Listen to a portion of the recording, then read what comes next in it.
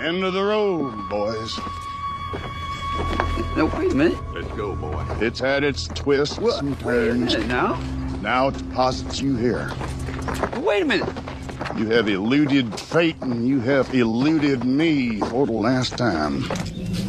Tie their hands, boys. You can't do this now. Didn't know you'd be bringing a friend. But he'll just have to wait his turn. Share one of your graves. You can't do this. We just got pardoned by the governor himself. It went out on the radio. Is that right? Well, we ain't got a radio.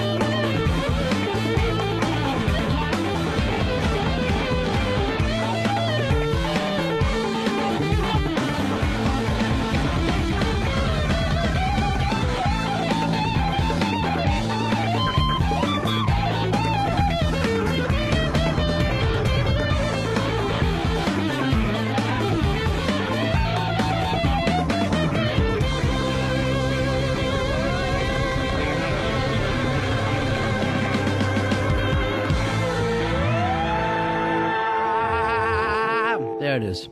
Robert Randolph Roper and the family band. Bringing that in. Very, very rough day for the Baptist. The Baptist Church has been, they lost the court case, and now $11 million against the Baptist. The main reason why is because they believe in Christ. I grew up in a different world. It didn't happen that way. It is the Ron and Fez show. 866-RON-0-FEZ. 866. I'm Ron Bennington. There's Fez Watley. Hiya, buddy. Fez, I know this is a rough thing for you growing up a Christian, but Earl, this has got to be the worst possible news for your home church. $11 million fine against Jesus. This is basically like Jesus being fined $11 million. Can't find the Lord? Well, they did. They found him guilty of disturbing funerals. And every funeral I've ever been to has been disturbing. The main reason is there's a dead person there. Shirley Phelps-Roper is a very good friend of ours and really the spiritual guide of the Ron and Fez show. And we'll try to get a hold of her in a little while and try to find out why the U.S. government is against Jesus in the Baptist Church. Earl, I think this is going to come out of your pocket. You're a Baptist. Yes, I'm a Baptist. I don't know if it's coming out of my pocket per se, but... Tithe. You got to tithe a little more. What are you tithing now, 10%? 10%. Yeah, so they're basically getting 10% of nothing. See, I would be for the 10% thing, but you should see what my 10% is. It's ridiculous. I can't throw around that kind of money. Earl, you might want to throw a 25% party for the church. That would be great. Is Shirley at your church, or is she just a different kind of Baptist? She is a totally different kind of Baptist. Well, Shirley Phelps-Roper and the whole family, I don't know, some of you older folks remember the TV show The Ropers, which was just fantastic. And she actually... put up a great sign for us once that said O&A fag what? Fag sin. Fag sin. Yeah, so the best poster ever. At one of their rallies, we talked her into just in the middle of all these, the world's going to blow up. She just had a sign that said O&A fag sin. And once you put O&A on the sign, isn't fag sin redundant? You know what? See, that's the stuff the man behind the glass does. He feels strong now. Oh, yeah. You don't think Anthony can get you behind the glass. Not these double panes. Yeah, well, there's also a door there. So damn it. But very, very careful. Also, I mean, this is just a rough day all the way around for the Ron and Fez show. I made a gigantic mistake yesterday, and I want to apologize to everyone.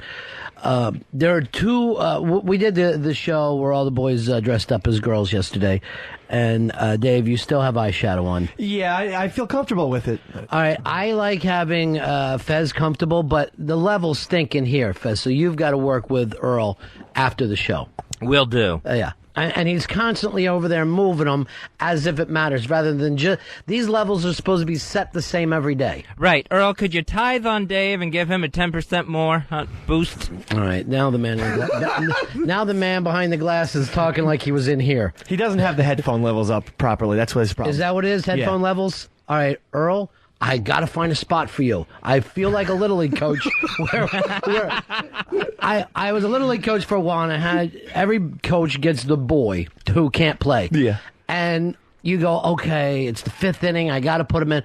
Where do I put him in the field? How many left in? Wherever you put him, the fucking ball will find him. That ball, like a mean magnet, goes to that kid. And all you're hoping, for the team's sake, for his sake, for his parents' sake, that you get him through his half inning without the ball showing up.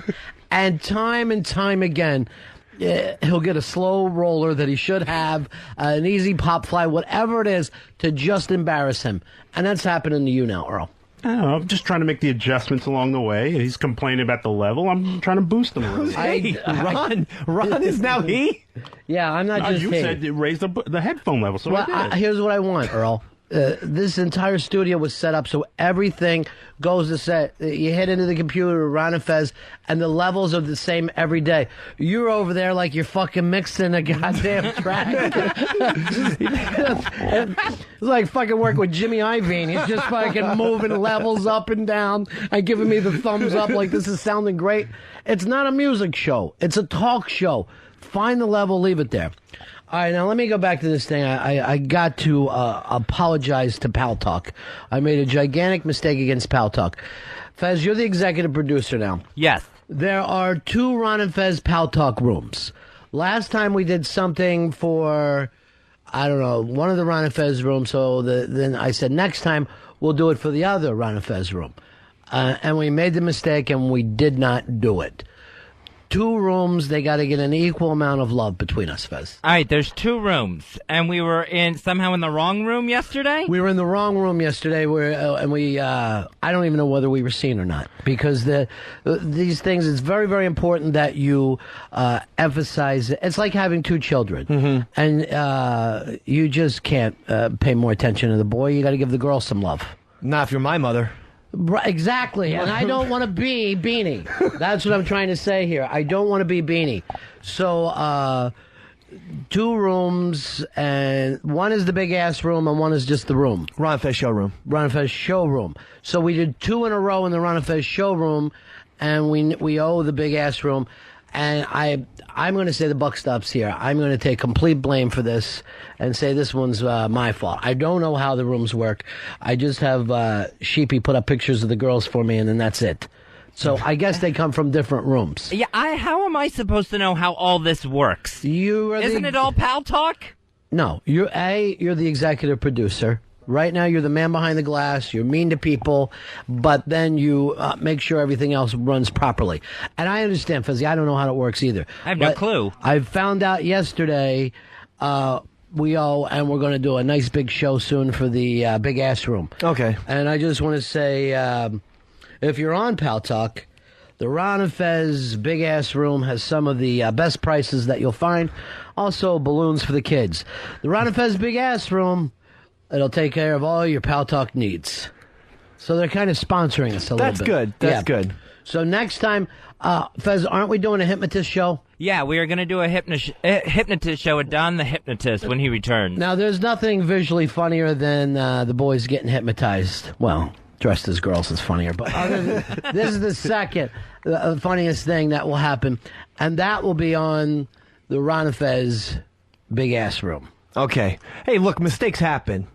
You didn't mean to do it. We didn't mean to be in the other room. Well, I feel lucky that I got it up at all. You mean your penis? No. The Then cameras. why set up things like that, man, behind the glass? Fezzy! Why do you say no like that? Fezzy! No. To emphasize my no. You know me. I'm the man behind the glass. No. So, when on Pal Talk, it's the Ron and Fez big ass room. It's a big ass room and big ass fun. Ron and Fez, the big ass room. Get there early. The kids are going to love it. All right, so there you go. And I will take care of that from now on. Everyone likes going to the bar. Right. Big ass room. There you go. We go to the bar. Well, one of the problems is one of the mean girls in the showroom, and everybody ran over to the showroom, and one of the mean girls said, "Hey, nobody's in your room today, ha ha." Uh-oh. So that, you know what I mean? That's the kind of backbiting that we don't need, Fez. Yeah, maybe if there's just a mean girls room, that would take care of everything. That's the bathroom. Oh. That's where Or they ladies' smoke. room. That's called the ladies' room for all the ladies. And by the way, their place is much nicer than ours. All right, we're going to try to get a hold of Shirley Phelps-Roper. I do have a bad story, and I think it needs to get out there so we can just confront it, and then we'll move on. The man behind the glass yesterday had a big Halloween, but he had a Halloween faux pas. And, I just want him to tell the story he told me. Yeah, I got plenty of trick-or-treaters last night. Doorbell rings. I open the door, a bunch of little kids there. And as I open the door, one little girl dressed as Snow White holds her nose, starts shaking her head back and forth, and yells, "Your house stinks," at me. Your house stinks. I throw candy in her bag to get rid of her.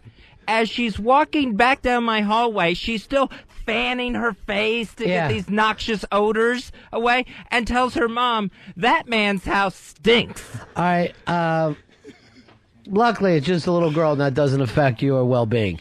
It totally affects my well-being. I was nuts the rest of the night. That was one of my first trick-or-treaters, so I got a giant can of Febreze, and anytime the door knocked or the doorbell rang, I sprayed Febreze all over my doorway area before I could open the door. Well, kids love the smell of Febreze, so I'm sure they adored that. It might be your cat. Snowball. That's what I'm worried about, but I don't. It's Skippy. No, I'm calling you Snowball. Oh. No. But I know I don't have a cat smell. I work on it constantly. You do have a cat smell. Anyone who has a cat smell. You've been to the zoo, right? Yes. All I ever see them doing is squirting and scrubbing at the zoo, and every zoo stinks. Your house smells like a monkey cage. He's immune to it. Yes. He doesn't realize. It happens all the time that you become immune to it. I was humiliated by it. Well, you live that way. That's who you are. You're the guy with the stank house. What kind of candy did you give? I gave out Skittles. Packages of Skittles. That's the worst candy. Skittles rule. They're terrible, Mr. Big. Only kids want Snickers or Milky Way. Only stuffed chocolate. Skittles. All right, we do have Shirley Phelps-Roper on. Now, they lost an $11 million suit yesterday in Baltimore. Apparently, they were chanting anti-gay stuff outside of a funeral. They went down to Maryland, and they got an $11 million fine. Well, this could destroy the church. I think that we'll be talking to a very humble Shirley Phelps-Roper today. I hope she's okay, though. Shirley, hi. Hi. You're on the show. First of all, so sorry this happened to the church. No, hon, you guys got to realign your thinking. Huh? If you would crack a Bible, you would understand how awesome this is. Oh, this is good news. Don't be telling me sorry. Oh. Do you understand? For 17 years, we have faithfully trafficked across this nation every single day and asking the Lord our God to open unto us doors of utterance. We've got a message for this nation. America is doomed. We're about the business of dismantling doomed America piece by piece. And if you would crack a Bible, you would understand these concepts, but you don't. So here it is. Let me help you out. Okay, thanks, Shirley. I am so happy. Leap for joy. We got a new picket sign. It says, thank God for 10.9 mil. That would be million, don't you know? Mm-hmm. Okay, now here's how this goes. You need to forget the 10.9. It's going nowhere. You cannot put people on trial for their religion in doomed America. So forget that. But what you need to see in reality is this awesome, huge door of utterance. For 2 weeks, it's been all over this country that they're putting us on trial for our religion. But now, with this little silly 10.9 blah, blah, here's what we got. Today, we are the number one story on Google all around the world. Rock on. It has exploded all over this earth. Now you got all the nations of the world looking over here going, so that's what doomed America looks like. No religious liberty, and they don't deserve to have that First Amendment. Don't say we stood outside saying anti-gay stuff. We were out of sight and out of sound. Now, this is something that could impact you, because here's the way they knew about any of our words whatsoever. They read them in the newspaper, and they saw them on TV. Now, if you can get sued and tagged for what's in the media, you understand, without actually seeing us, if you can go to our website, that's the other thing the guy did. He went to our website, and he read the words. Those are things that the Supreme Court says, if you don't like those words, avert your eyes. Drink a frosty mug of shut the hell up and avert your eyes. Such drink. He didn't have to watch the news. Right. He didn't have to read the paper, and he didn't have to go to the website. So, well, this is terrible news for your church. We're really sorry. It's not terrible news. Get off of that. Okay. It's awesome. Yeah. It's a huge... See, not knowing the scriptures nor the power of God. He has our back. We asked him for the doors of utterance. He opened the hugest door, biggest megaphone we have ever had. All right, so it almost is like God has forsaken you now. Yeah, see if that works for you. Here's the verse for you, dummy. Yeah. I know you're Bible ignorant, but there are verses about this. Okay. Here's one that you better wrap your mind around. Right. Fear not. I will never leave you nor forsake you. And that's just one of hundreds Well, that's great. That's great news for all the sinners in America that we won't be forsaken. No. Huh? No. Wrong? Those promises run to the servants of God. Ah. Not to every jackass who puts the Bible over on the shelf and says, I'm so religious, I have a Bible. I have never seen, you know, when you get put on trial for your religion and then witnesses come in and they start to pontificate, we have a religion expert. You understand? He's on the witness stand. He's telling us all kinds. He's a religious history expert. Meanwhile, and he's kind of a pedantic fellow, you know what I mean, kind of a Polly Prissy Pants. Right. And he's going on. He did go on about all of his. Oh, and he is so qualified. What he did was condemn himself. He sat up there talking about all his qualifications. Then he said, oh, and also, and he had some fancy word, Episcopalian something or other. I hate them. And then he kind of laughed, and he said, that just means I don't get paid for being an Episcopalian preacher. Good one. Breath, he says, well, I'm not a Bible scholar. Then he says, if I wasn't here testifying, I'd be preparing my sermon. Does that raise a question in your mind? It baffles me. Bible scholar, what are you going to prepare? What is he doing? Huh? No wonder God's forsaken. Hey, Shirley, are the Jews the chosen people? Hun? Yeah. You need to. Here's what the Scripture says. Right. It's not Jews after the flesh. It is spiritual Israel. The Jews were his chosen people until that day that God kicked them to the side because they would not obey commandments, and he says, I cast them out of my sight. But he says, the seed of Abraham, that is the spiritual seed, that is the servants who keep my commandments. He that hath my commandments and keepeth them, that person is the one that loves me, and I will love that person, and I will go and make my abode with that person. Plus, he said this, if you love me, keep my commandments. That's not negotiable. There is only one priority for every son and daughter of Adam. Obey the commandments of God. That's the first priority. That's it. Okay? That's all we got to do. Well, we do have the 10 Commandments, so I guess we're in pretty good shape here in this country. Huh? No. It's not the 10 Commandments. It's all the commandments. Yeah. You don't get to say the 10 Commandments. Of course, all the commandments are fairly well wrapped up in the 10 Commandments, but there's so much more to it. Like, for instance, it says, thou shalt not commit adultery. Well, you got to go over there and look at the words of the Lord Jesus Christ to understand fully what all of your acts constitute adultery. Yeah, what is all the adultery things? I always wondered about that. It's quite I don't think it's oral. Let me put it in a simple fashion.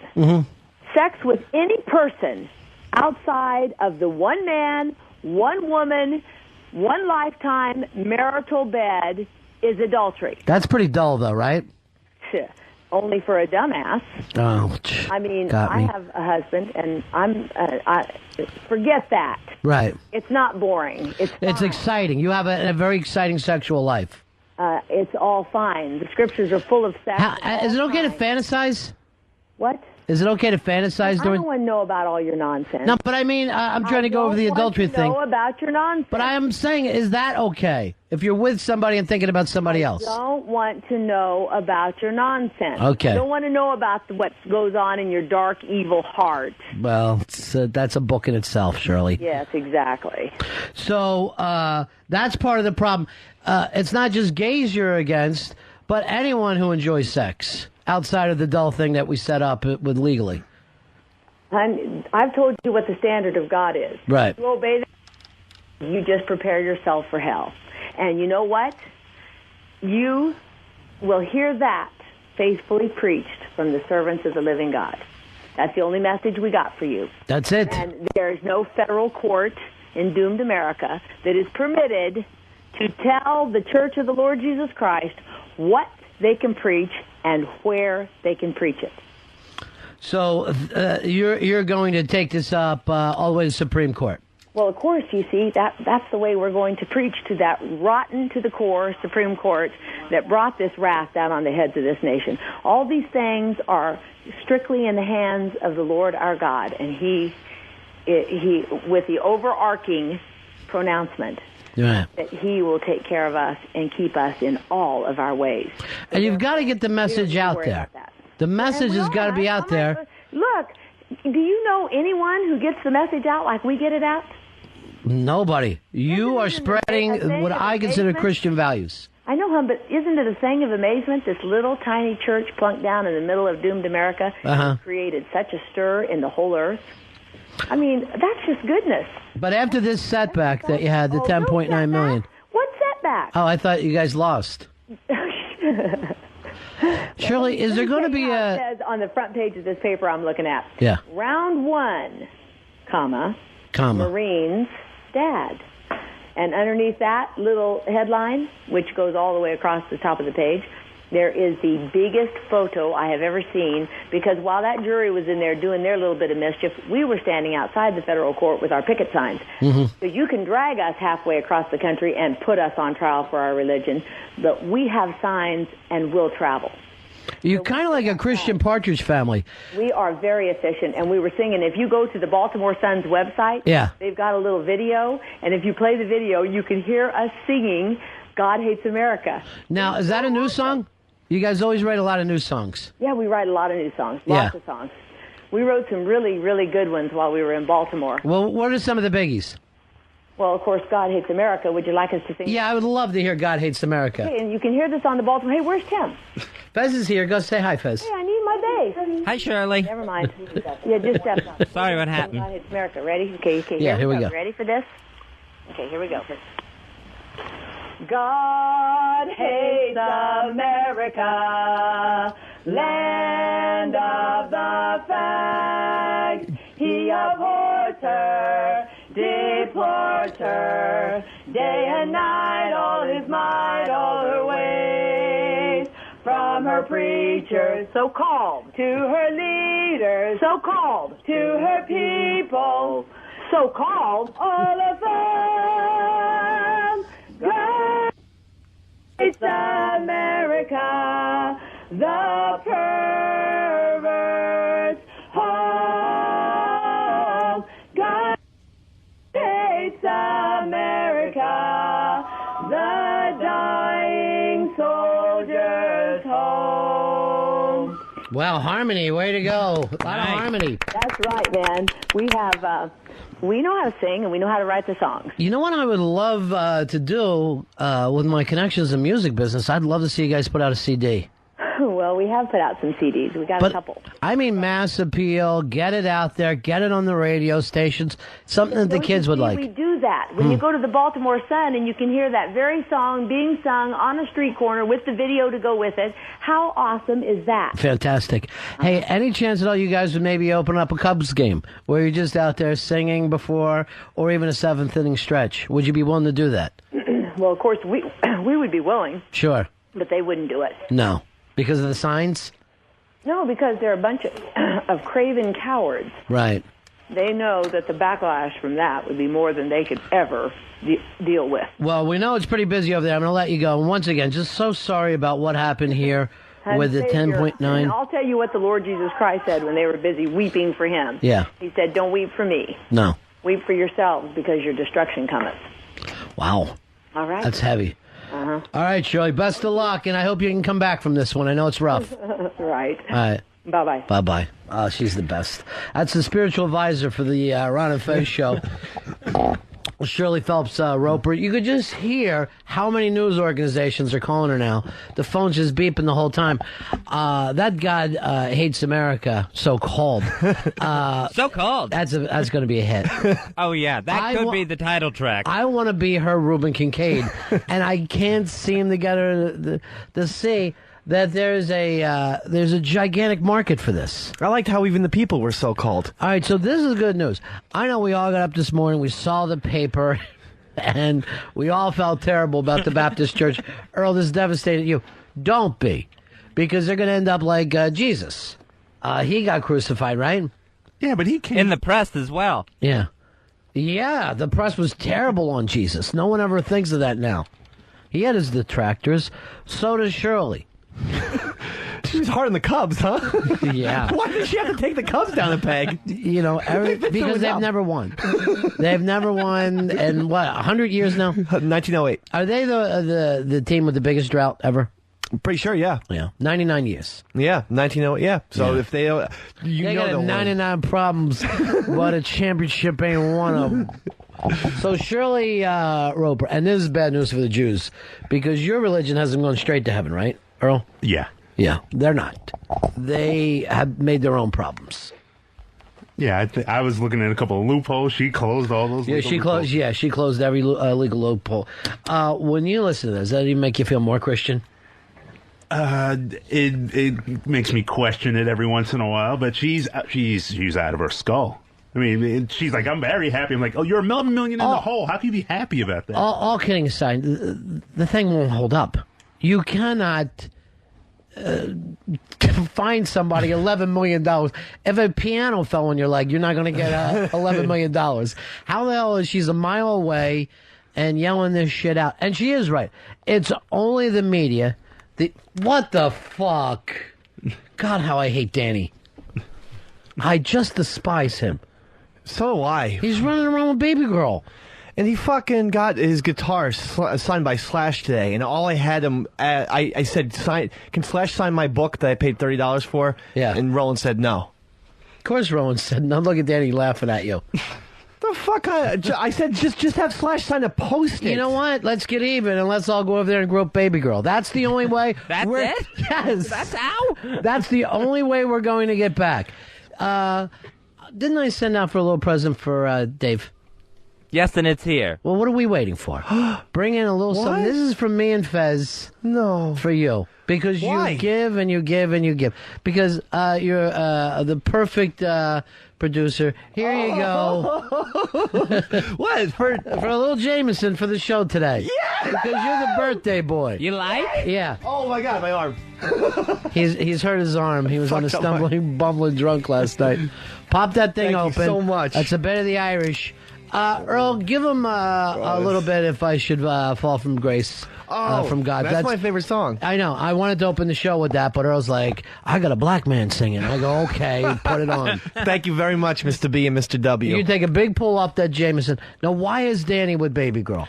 What does he have that this show doesn't have? I don't know, but they definitely like to bang and God stuff bless like him. that. Yeah, I understand. I guess I should. Yeah. I was giving you the sign off the air. I shouldn't have actually said it. God bless him for that. He deserves it. Actually, out of the entire O&A Rich Boy staff, he's the only one who gets any work done. Right? Take a big pull. Oh, yeah. Oh, that's the good stuff. How's that feel? How's that taste? It tastes fucking great. Yeah. Oh, let me go, boys. Let me go, boys. Let them go down in the morning river. This is strong stuff. Huh? Yeah. It's a little Jameson for you. You deserve it, pal. Thank you. You fell down. This is your birthday today. Screwed over by the O&A show, but so what? So what? I don't know what the hell I did. I said if Slash, all he has to do is write Slash on a Post-it and give it to me. You like Slash that much, huh? Yeah, I love Slash, the Pogues. They're like my favorites. Pearl Jam, Radiohead. That's it. That's it. Those four. Take a big pull. And Bruce. And Bruce. This is pretty much like everybody. This is awesome. My favorite show ever. Yeah, it is. My favorite show right now is God Hates America. Yeah. Wait till your birthday, Earl. Oh, God. I'm getting you melon. When no talk again, Mandy. If What? I get out on the slim and on my Andy, zombies, let me go, boys. Let me go, boys. Let me go down in the river. The river's always done. This song was written about the fucking Indians trying to take it over, man. Yeah. And you know what Shane McGowan said? What's that? Fuck that shit. The big man. Shane. Just one more, and Yeah. they'll slow down. Take one. Fucking what's going on? Behind the drunk music. Well, you see the Pogues? The man behind the glass. He's going to be getting on you a little bit today. It's his birthday, man behind the glass. A free pass for him. I guess so. Happy birthday, Easily Dave. Thank you. And this is the big birthday, huh? Number 30, Roddy. Yeah, 3-0. Yeah. Right? You just think by the time Jimi Hendrix was your age, he was dead for 3 years. Ed Morrison. Yeah, Janice. Morrison, Janice. Mama. What was Kurt Cobain? Was he 27 or 28? He was 27. 27. 27 is a scary fucking age, man. 67 to 94. Kurt Cobain. Thank you. I'm a year 67. Thank you, Raid Man. Just poured a little bit on the console for Kurt Cobain. Don't. We need this stuff. All right, nice pull. Tastes good, huh? Yeah, tastes great.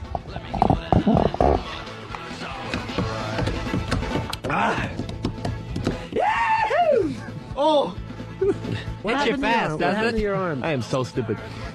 I honestly, I had a Guinness or two yesterday, and our Wii and our DVD player can't be connected to the TV at the same time. Every time you want. Why?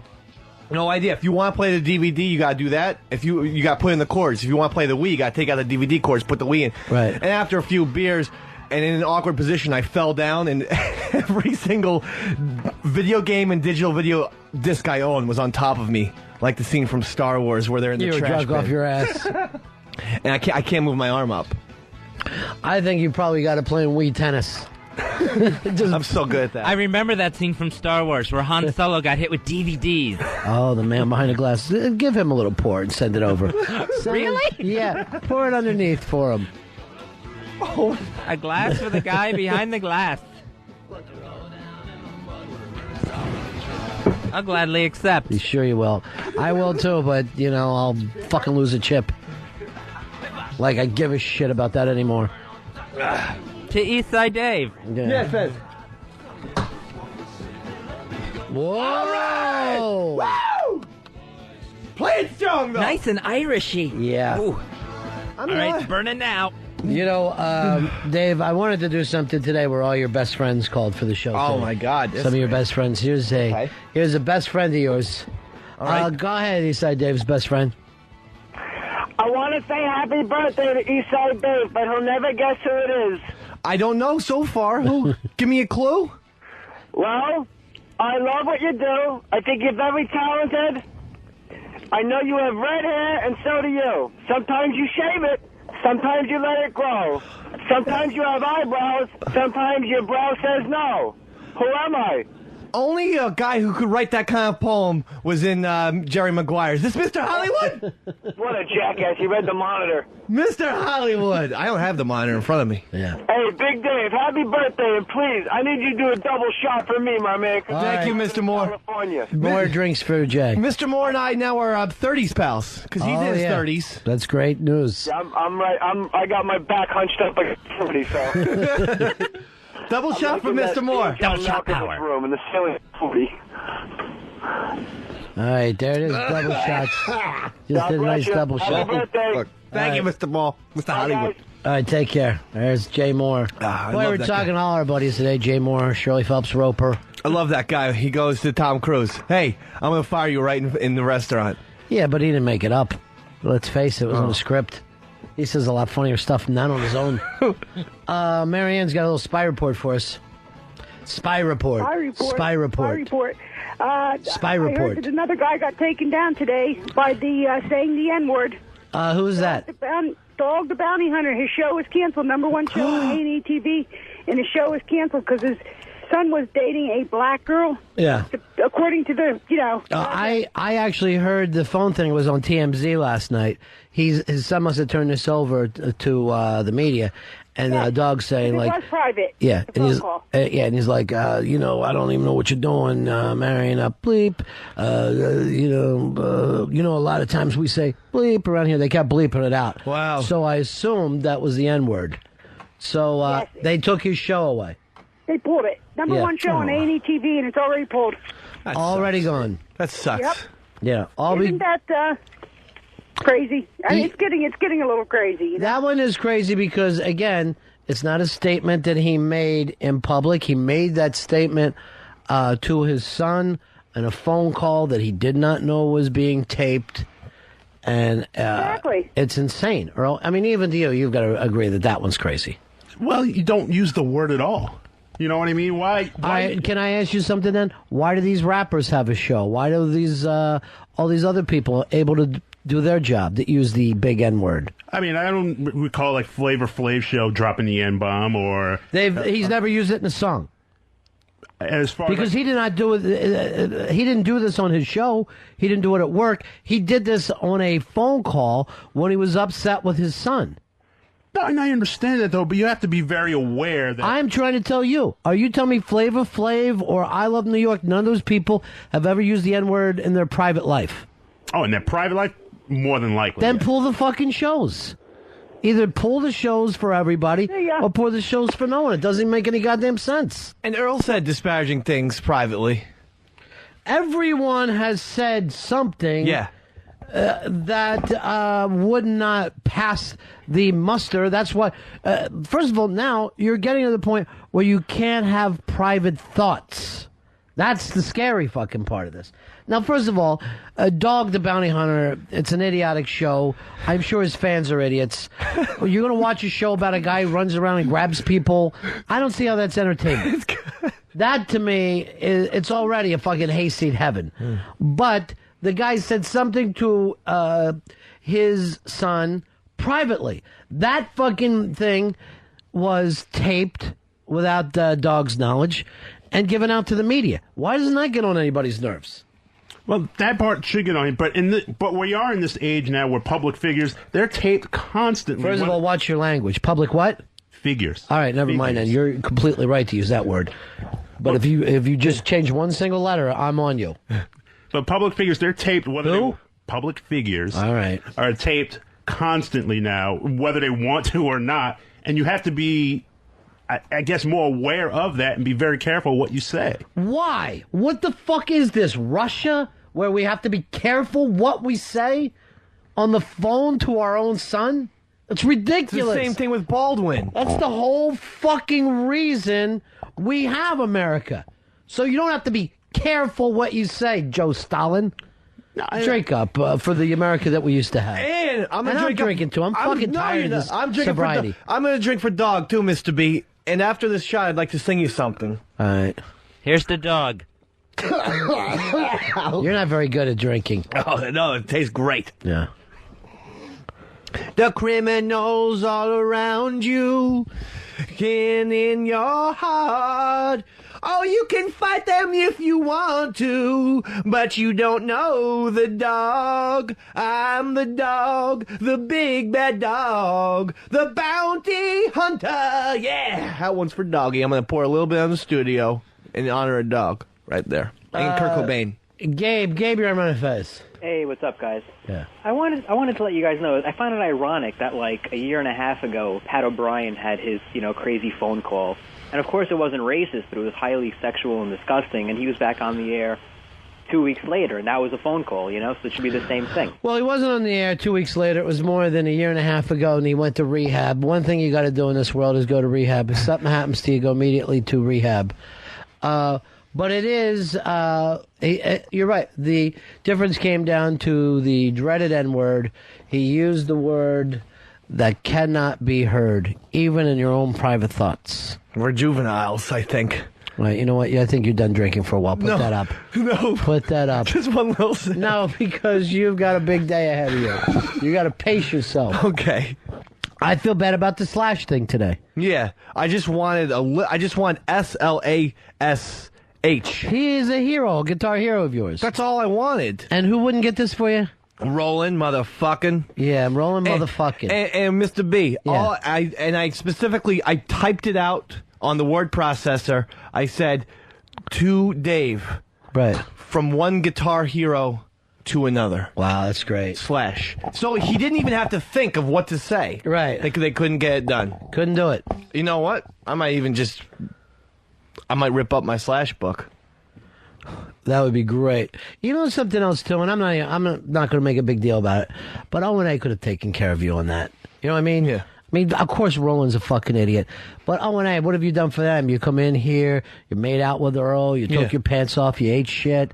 You've been good to those guys. I feel like, this is one small token of appreciation that I fucking deserve. And how many times before, too, did Opie say he didn't even like you for a long time? A long time. Yeah. And then, maybe he still does it. And then at the Bob Newhart Unmasked, he came up to me and said, Dave, you're a great guy. And I said, hey, Mr. H, so are you. But because I felt like we were on the same level that day. Is that the Unmasked? I went out of my way to put him over with Bob Newhart and say, oh, by the way, this is Opie. He's got a great radio show. He does this. You two guys would hit off. Yeah. That's what we do for each other That's what. in a professional setting. Right. How hard would it be him to show the same professional thing to you? Yeah. I'd like to get this signed. Just Slash. Yes. Just the name. And if Slash leaves... No, excuse me, Slash. This is important to me. I put you on the show. Why don't you sign something for my friend? If I may just say, it's because Mr. Bennington has some goddamn generosity in his heart. That you're not getting from the High others. society. Right. Jameson sitting in front of me. Okay, Big bottle. It's been proven over to Bob Newhart. Right. It's been proven over and over again. One fucking thing. Is that too much? On a Post-it. Right. And you know what? Are we... Why is that funny, Fez? His feelings are hurt. I know, but it was like high society, Jameson, and Bob Newhart. What do these three things have in common? Booze? I don't know. What the hell kind of match game is this? You know what? You're standing in judgment, Fez, because your feelings have been hurt. You're living a great life. You go back to the stink apartment, you never have another fucking problem. My apartment does not stink. Not another trick-or-treater brought it up except that one little girl. Well, the other ones have manners. Nick, you're on Ron and Fez. How you doing, Ron and Fez? Yeah. Listen, I want to direct my comment directly to Earl. Earl, you are out of your mind. You do not realize the environment that your people are creating that is going to send them directly back into slavery. When you do stupid stuff like that, you're giving other people power over yourselves. Stop it. Stop having such silly feelings. The word does not hurt you physically. Leave it alone. Quit giving it the power. Trust me, Earl. Earl, are doing themselves a disservice. Well, you can say that because you're probably, I'm assuming here, you're white. Pure blood. Pure blood white. Amen. Go ahead, brother. I'm listening. Preach. Yeah, but you're white. You don't know the power that word still carries in certain circles. In a lot of circles, it still carries a lot of power and a lot of weight. And given the fact that what's going on, don't you think you should be? I think people should just be more conscious of the word. I mean, particularly now that everything is going so crazy on how people are getting booted for using that word. Why not think a little bit before using that word? Here's Mr. Butch. What's up, buddies? Hey, I think everybody's missing the point of this. I can't believe Dog's son would set his dad up for like this, especially he's on his show. He's been riding his fucking coattails for who knows how long. Yeah, but we don't know what kind of money he was getting. I'm sure, you know what, at every point of every son's life, he says to himself, I'm going to get that son of a bitch. It doesn't matter how good you were treated. We've all said to ourselves, I think I can take him. He's getting a little older, a little slower. I think today's the day. It's the lion thing. A lion, he runs the pride, and then one of them sons comes and beats him up and bangs all of his chicks. The thing about lions, Mr. B, is they take each other on head on. I never seen a lion stab another lion in the back. No, they don't. With a knife. With a knife, though. They don't have thumbs. If they did, they still probably would not. I don't know. I'm not giving the lions all the credit. You're starting to sound like Shirley Phelps-Roper, and we're living in doomed America. This little son of a bitch, he can't hold Dog's jock strap. Why would he want to? It's like a metaphor. Here, okay. Dad, I'll hold that. But I mean, this kid, I watched the show, and this kid, he sucks at bounty hunting. Dog is the only good bounty hunter in fucking America. Okay. And I'm so pissed off at this. All right. Pour a little on the console for Doggy. No, don't. Don't. You're wasting that. By the way, you're going to get a bill for that. Kurt Cobain. You've been through a lot today. I have. You know what it's like. You're our dog. You've been stabbed in the back by O&A. Mm-hmm. Yeah, O&A. They put their big fucking Long Island cocks in my ass. Lucky. That's true. That's true. Hurts, and they Ron. both know it. Hey, Mr. B, one thing I don't like. Double penetration and not getting an autograph from Slash. That's two things. Nevertheless, I think my I put them both together because you got them both at the same time today. You got a combo meal. Right. You got double penetration and I no hate that. autograph. Yeah. And this book cost me $29.99. Did you read it at all? Not yet. Yeah, he just scribbled in there. That heroin was good. then I played guitar. I then I got some more good heroin. Oh my God! I hope that Axel story that you told was in there. What one's that? Oh, about him diving. Yeah, he told. He. Did I tell you that off the air? Off the air. Yeah, I think he told that story on Letterman about Axel diving out of the car for sleeping on his mom's couch. That fucking. I'm going to tell you something right now. That Axel's a sensitive son of a bitch. Yeah, he is. Yeah. Jay, you're Ron and Fez. Hey guys, you guys are Ron. You're great. Fez, you're great. Dave, you're all right. Thanks for judging us. I really appreciate it. Thanks for the judgment. Hey, there's Dog's show didn't get canceled. They just stopped production for a little while. Yeah, I remember when that happened to Imus. Thank you very much. Just to stop production. Hey, leader. Hey, Dave, why are you still drunk and angry? Maybe you should ban O&A from your party this Saturday. That'll show them. I can't do that. Well, I can I can ban one of them. The other one, I won't come anyway. Mr. Kumi is going to be there. Why does he get the free ride? It would have been easy enough for him to say, "Excuse me, Slash." He doesn't know what's going on a lot of the times, Mr. Bennington. You've seen him, fall asleep and stuff like that. And so I don't think he knows all the ins and outs He of the gets business. a free ride of criticism. No, the man's as nice as can be. Yeah. I mean, if St. Francis of Assisi came in here and pissed in my ear. You just call him a sissy? St. Francis of Assisi. Yeah. If he came in here and, pissed in my mouth, I'm not going to get angry at him. He's still a saint. You would literally sit there. He could piss in my mouth. Because he was nice to animals? That's the only reason? Can you think of a better saint in the history of saints than that? Oh, yeah, Anthony. St. Anthony. Why? Just because he finds lost Yes, shit? I fucking need lost things. I go crazy when I can't find stuff. I've prayed to St. Anthony so many times. I lost my ATM card 2 weeks ago, and he didn't come through. Well, you're out $3. Yeah, your ATM was lined up with coke and left in a gutter. You were chopping with it.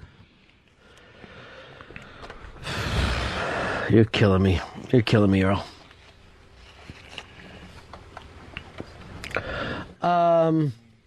Hey, Mongo, you're on Ron and Fez. Morning.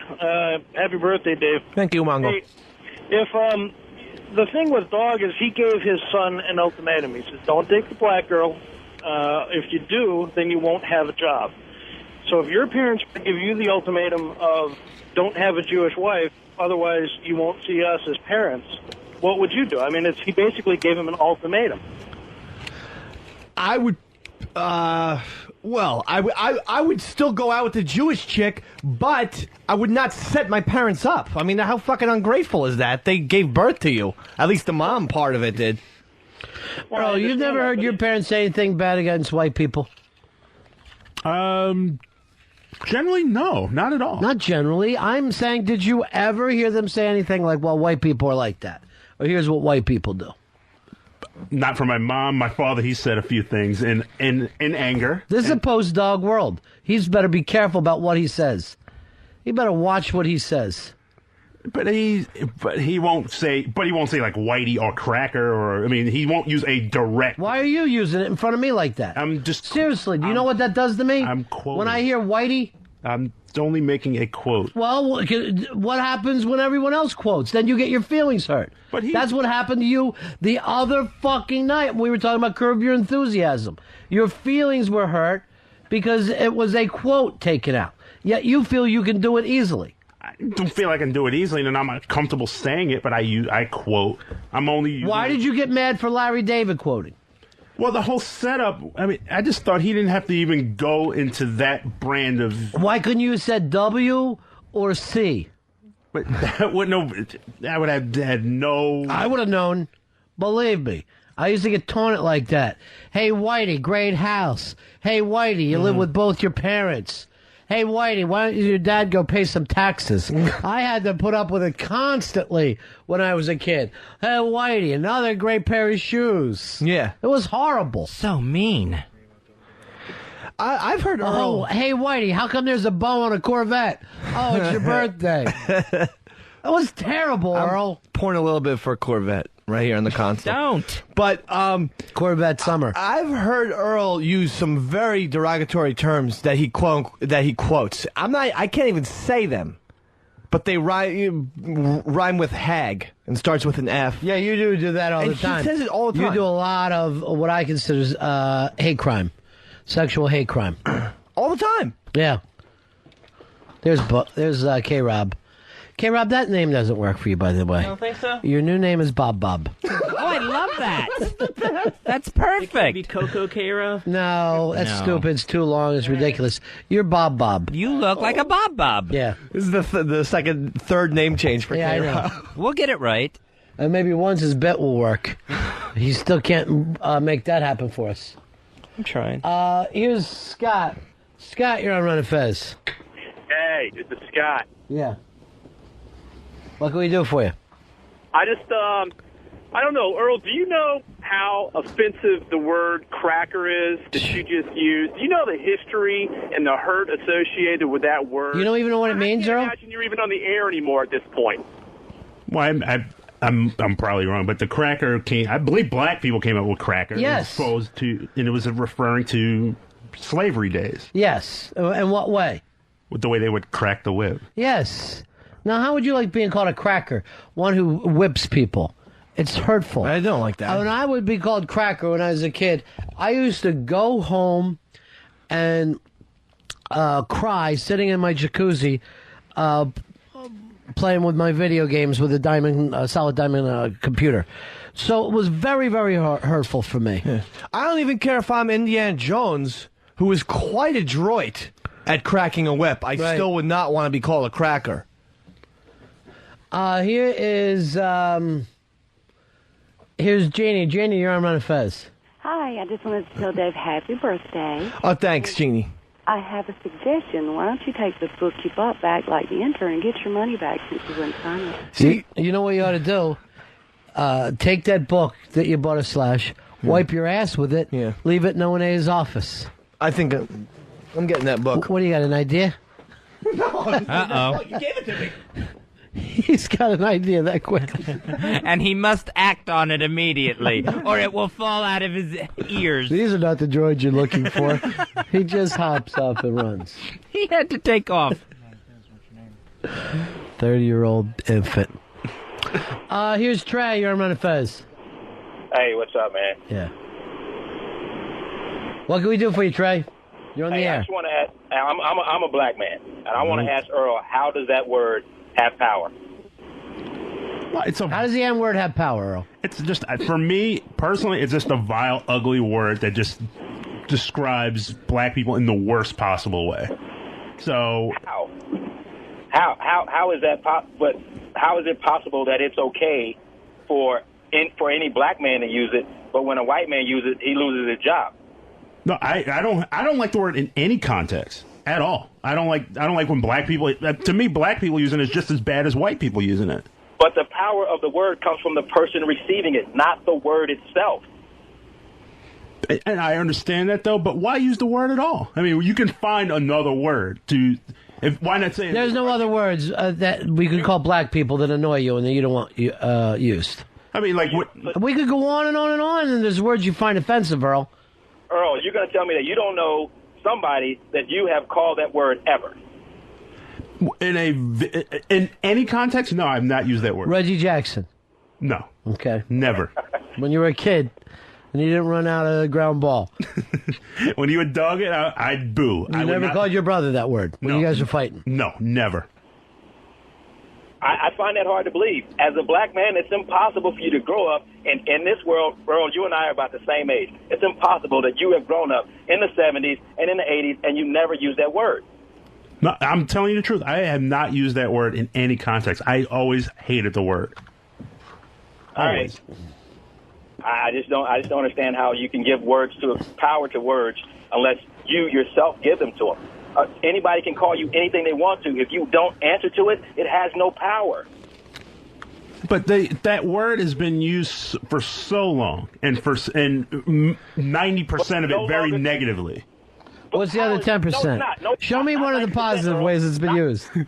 Not 90%, Earl, because the majority of the people who use that word are black people, and it's not always negative.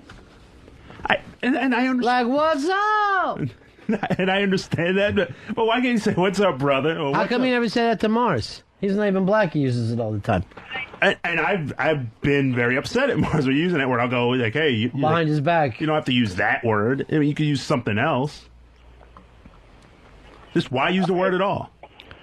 All right. I'm out, fellas. Thanks a lot, man. Thanks a lot, Trey. No problem. All right, Earl. Howard Kurtz has a brand new book out about the media. What's the name of this book? It's called Reality Show. Reality Show, and this is basically about the last news wars that went on. We've got all kinds of new anchors. All three anchors of the major networks have been changed, and that brought shuffling feet. Now, in the last 15 years, you've got cable news. So everyone goes to their news for different places right now. Howard Kurtz is on with us. He's written the book, Reality Show. Howard, welcome to the Ron and Fez Show. How are you, sir? Doing well. Congratulations on the book. Now, you've got so much detailed behind-the-scenes stuff. Did they let you backstage at some of the news places? Backstage is a good way of putting it. I went to these networks a couple years ago, and I said, let me hang out here, let me interview people, many, many times, and I'll produce a fair, substantive narrative about what you do. So often when I describe what Katie and Charlie and Brian are doing in meetings or what the producers are saying in the control room, I was there. Now, there's some kind of a mixture now, and maybe it's always been this way, but it's journalism and it's also show business, right? Sure, there's always been a show business aspect to it. Edward R. Murrow interviewed Marilyn Monroe and other celebrities on this program that he had. But, more important than ever right now, with all the competition and all the ways we can all get information, by downloading it in about 2.5 seconds, these anchors have to find ways of getting people inside the tent. They're not going to do a song and dance routine, and they're not quite going to turn into Jon Stewart, although they are influenced by Jon Stewart, I would say. So that really is the question. Is there still a place for serious newscasts that summarize what went on today in this multimedia universe? Now, are they really also affected by CNN and Fox News? Oh, yeah. I mean, they're acutely aware that people are getting their headlines all day long from cable news, from talk radio, websites, bloggers. And so, these anchors have to do something different. They have to make it worth your while. And at the moment, it appeals mostly to a much older crowd, people who grew up with the evening news habit, who probably watched Cronkite or Huntley and Brinkley. Younger folks, not so much. They are not watching. And that is a long-term, or actually a kind of a short-term problem for these network newscasts. What do you think the cutoff age is right now for people watching the news? Where's that median for most news watchers? About 80. About 80. It's really that high, right? Yeah, it's really elderly, though. The average age of the nightly news viewer is about 60. Yeah. And they play to that crowd. That's why, I watched these things for 2 years. You have so many segments on back pain and medical, Alzheimer's and hip replacements. If you don't need a hip replacement, sometimes you may feel like they're not speaking to you. So you're kind of blaming them for playing to their audience because they're not going to get a new audience doing stuff about hip replacement. I do think it's slow suicide if they don't find a way to get some younger folks to watch these programs. At the same time, I'm kind of sympathetic. I mean, here you have these people who wanted these jobs their whole lives, particularly Brian Williams and Charlie Gibson. Katie Couric, I don't think set out to be a news anchor, and some people think she's not suited for that role. We can talk about that. Mm-hmm. And so they succeed rather Brokaw and Jennings, and they've still got 25 million people a night watching, which is, the biggest media megaphone around, but it's not what it used to be, and there is all this competition from CNN and Fox and every place else. Well, and we even talk about, Fox News draws away, but if you even take their number one guy, he's probably doing what, like 2 million viewers Bill a O'Reilly night? does about 2 million viewers a night. So, and that's 2 million people that want the Bill O'Reilly style of news. If he was on a network, this would be a disaster, but because he's on cable, it's gigantic. By cable standards, Riley pulls a fabulous audience. But compare him to Katie Couric. She's a distant number 3 in the network news wars. Everyone says, "Oh, she's a failure. They should get rid of her." She is drawing about 5.5 to 6 million viewers a night, and that's in last place. So we are talking about a much bigger playground. And also the same thing when, let's say, a Jon Stewart. He's probably under 2 million. About 1.5 million, I think. Yeah. And, some people, it comes up all the time, all right, people are watching Jon Stewart instead of the news. But I feel like you got to know the news a little bit to be able to watch that program. That is exactly right. I've talked to Jon Stewart about this. There's actually a chapter on Jon Stewart and Stephen Colbert and their influence on the, quote, real news. And they're the first ones to say you wouldn't get the show, you wouldn't get the jokes if you didn't have some familiarity with what was going on in the day's headlines. So this cliche about, people are getting their news from Stewart simply isn't true. But what is true, Ron, is that Brian Williams and Katie Couric have been playing clips from The Daily Show on their very serious newscast, and they're copying some of the techniques of using videotape to kind of illustrate the absurdity of politics. Now, they're never going to be as funny, even though Brian Williams 2 days from now is going to guest host Saturday Night Live, and we'll see how funny he is. He actually is a pretty funny guy away from the cameras.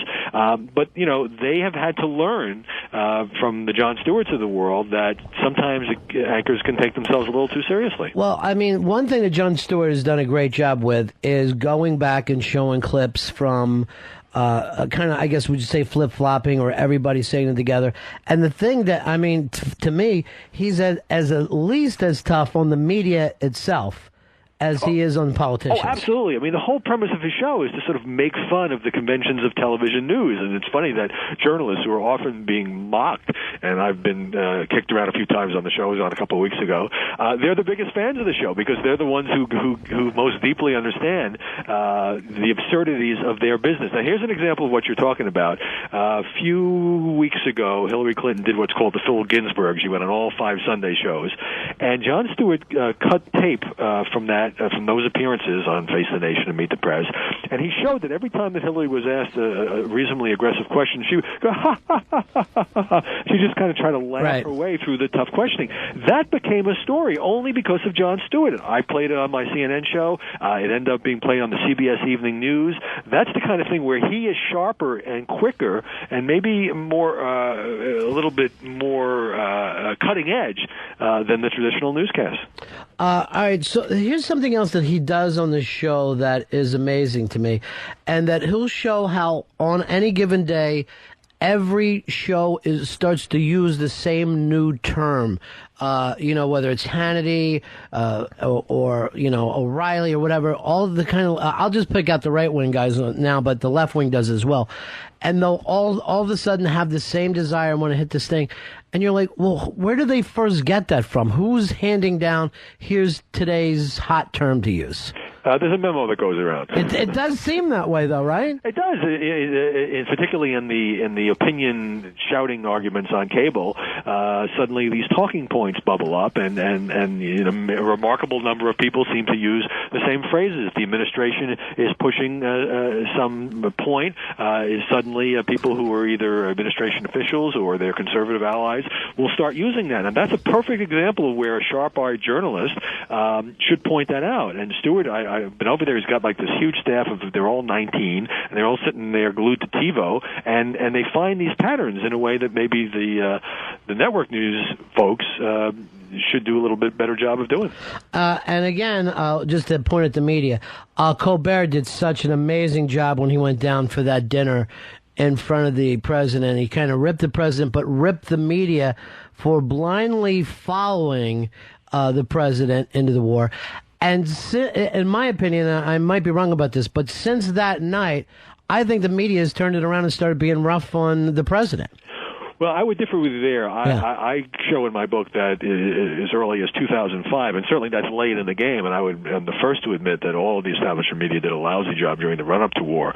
But in 2005 and into 2006, despite a lot of pressure from the administration, including some secret off-the-record meetings, which I reveal in the book between President Bush and the top network anchors, I think those news programs with their big megaphone really started to do very aggressive reporting about how badly the war in Iraq was going, and I think they helped turn public opinion against the war. But your point about Colbert at that dinner is right on. It was funny because the media, which I think the people in attendance there, all the establishment types, didn't like being made fun of, and they didn't focus very much on what Colbert had done. All the attention went to this guy who was a Bush impersonator that same night, and it was only through the power of the internet and YouTube and all of that what Colbert had done became kind of a phenomenon. Really, it went viral and eventually forced some of us to take seriously that he had landed some good punches. What was funny about that is I didn't see it live, and I had it sent to me probably 100 times from people. That once it made YouTube, everybody was sending it around. You're talking about the administration putting pressure on the media, and we always hear, well, you won't be able to get access, and you have to have access. But if you look back, Carl Bernstein didn't have any access, and that was the story of the 70s. Why did they worry about playing up to any administration, whether it's the Clintons or the Bushes? Look, the best reporting comes from people who aren't worried about whether the very high-level officials will return their phone calls. This is true in cities and states and here in Washington.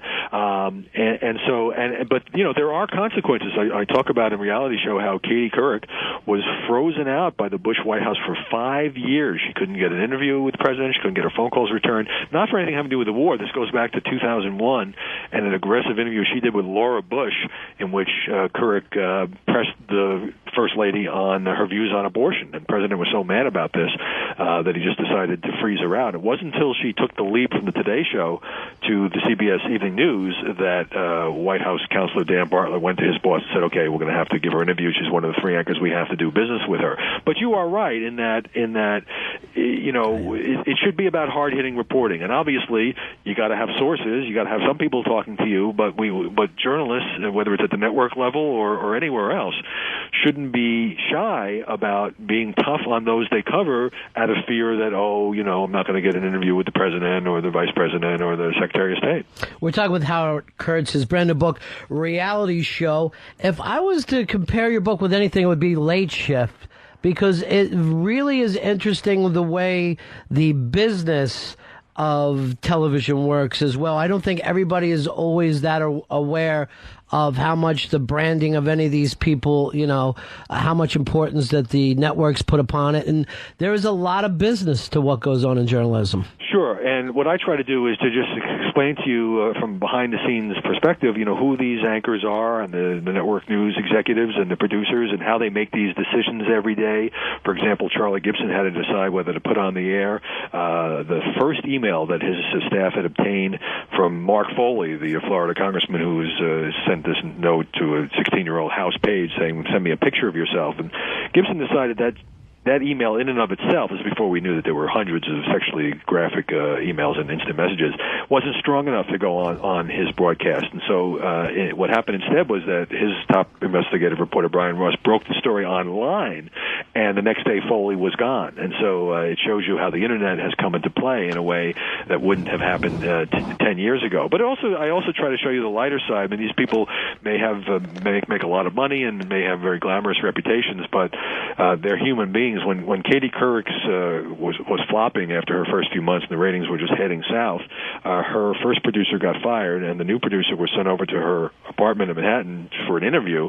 And when he got there, she was having lice picked out of her hair by someone because there had been an outbreak at her kid's school, and then her dog pooped on the floor. I guess I don't have to say pooped on satellite, right? No, you're allowed to say shit.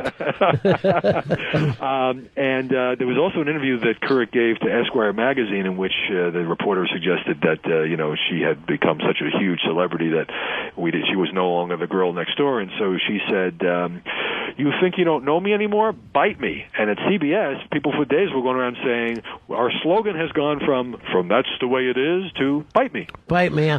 Well, Katie Couric had such a long run of there was never anything bad said about Katie Couric. Everybody loved her, and then overnight it seemed like before she left the Today Show, this turn of her persona or the way that people were talking about her just flipped. And again, how does something like that happen? How do you lose that PR war kind of? Well, I think it was in part because Katie wasn't very accessible to reporters, so when bad things were written, her side often wasn't included. But also, I mean, she got richer and blonder and more famous, and dating all these hotshot celebrity types, and she was written about much more in the gossip column. She became so much of a celebrity. I mean, she's far more famous than Charlie Gibson or Brian Williams. He was on magazine covers. That people just began to relate to her in a different way. I mean, viewers who don't know her but who felt like they knew her from the Today Show just wondered whether she was no longer the friendly girl next door. And then when she made that leap, when Les Moonves of CBS lured her over to the evening news by saying, look, you've already conquered morning television, you need a new challenge, she made a lot of mistakes. I mean, she made too many changes too fast. Some people weren't used to the idea, obviously, of getting their news from a woman at 6:30, and she put a lot of fluffy segments into the CBS Evening News, and she kind of alienated the core audience that had liked Dan Rather and had liked Bob Schieffer. So now what they've done is they've gone back to a much more traditional hard news format. No more of these 9-minute interviews that Katie was conducting with, a widow of a guy of a mountain climber in Oregon. Perfect Today Show segment, not a good evening news segment. But so many people sampled her as an evening news anchor and didn't like what they saw that it's hard to get them back in the 10. And also, her personality, the thing that people used to like in the morning, it's very hard to let that show in a 19 minutes of news at night where you're talking about things like the war in Iraq. Well, that's a great point. And Charlie Gibson started to become Charles Gibson and taking his glasses off and acting much more serious than he did in the morning, where he was a little sillier. But that didn't offend people as much. Yeah, there's something about Katie, because that's very true. I mean, Charlie and Diane, also had this sort of mixture of doing news and antics and dressing up in silly costumes in the morning. But for whatever reason, fairly or unfairly, Charlie didn't have that aura of being a lightweight associated with him. So when he was tapped to be the anchor of ABC's World News, and it was fascinating because he got no publicity. I mean, Katie was on the cover of Newsweek. Katie's face was on every bus in New York City. Nobody was talking about Charlie, and yet in his own sort of quiet and confident way, he has become the number one news anchor in America now, dislodging Brian Williams out of the top spot. So, is some of this because Katie is a woman and people talk about her hair and her clothes and her boyfriends? Yeah, a little bit, but I think it has more to do, as I show in this book, with the mistakes that she made when coming over from CBS. All right, Howard Kurtz, the new book, Reality Show. Fascinating stuff all about the network news game. Thank you so much, Howard. Hey, great to talk to you. All right, bye. We were talking about this the other day. I think the only one of us left that watches evening news is you, Dave. Yeah, I still watch the old Brian Williams. You like Brian Williams? Yeah, I mean, not as much as Brokaw. Brokaw to me was almost, you had a boy crush on him. Yeah, he's the Harrison Ford of news. Wow. In my opinion. Just as handsome in those gray, Now, you features. have a new uncle-in-law that's a big newsman, right? Craig White, yeah. November 17th on the History Channel is going to be on 10 o'clock, the Baghdad Diary. Now, he shot this, or he's also going to be hosting it? He is featured in it. I just watched it. Mm-hmm. Okay, Mr. B. Is it good? It's awesome. I'll give you the DVD if you'd like. Yeah, I would like it. Okay, they tell two stories, one from the vantage point of him and one from the vantage point of an Iraqi cab driver who they gave a camera to and just let him... So it's like The Odd Couple. Well, no, I mean, they don't know each other. And they have to live in the same apartment. Have a little drink while we salute your uncle. They don't know each other. Okay. I can't be better. He doesn't go. All right, go ahead. Hey, okay. So your uncle is in a cab. Uncle-in-law. Uncle-in-law. Well, I would call that uncle.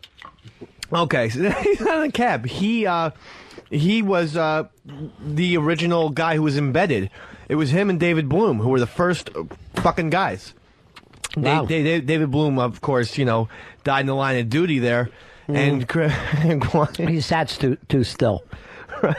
Which now, do you ever get paranoid when you take a long trip and your leg starts to hurt? Always. Yeah. Any plane ride, I am freaking out thinking, I'm the next Bloom. A plane ride will do it to you, too. Guys have gotten the same thing on a plane ride. Yeah, blood clot. You got to get up and walk around a little bit. Yeah.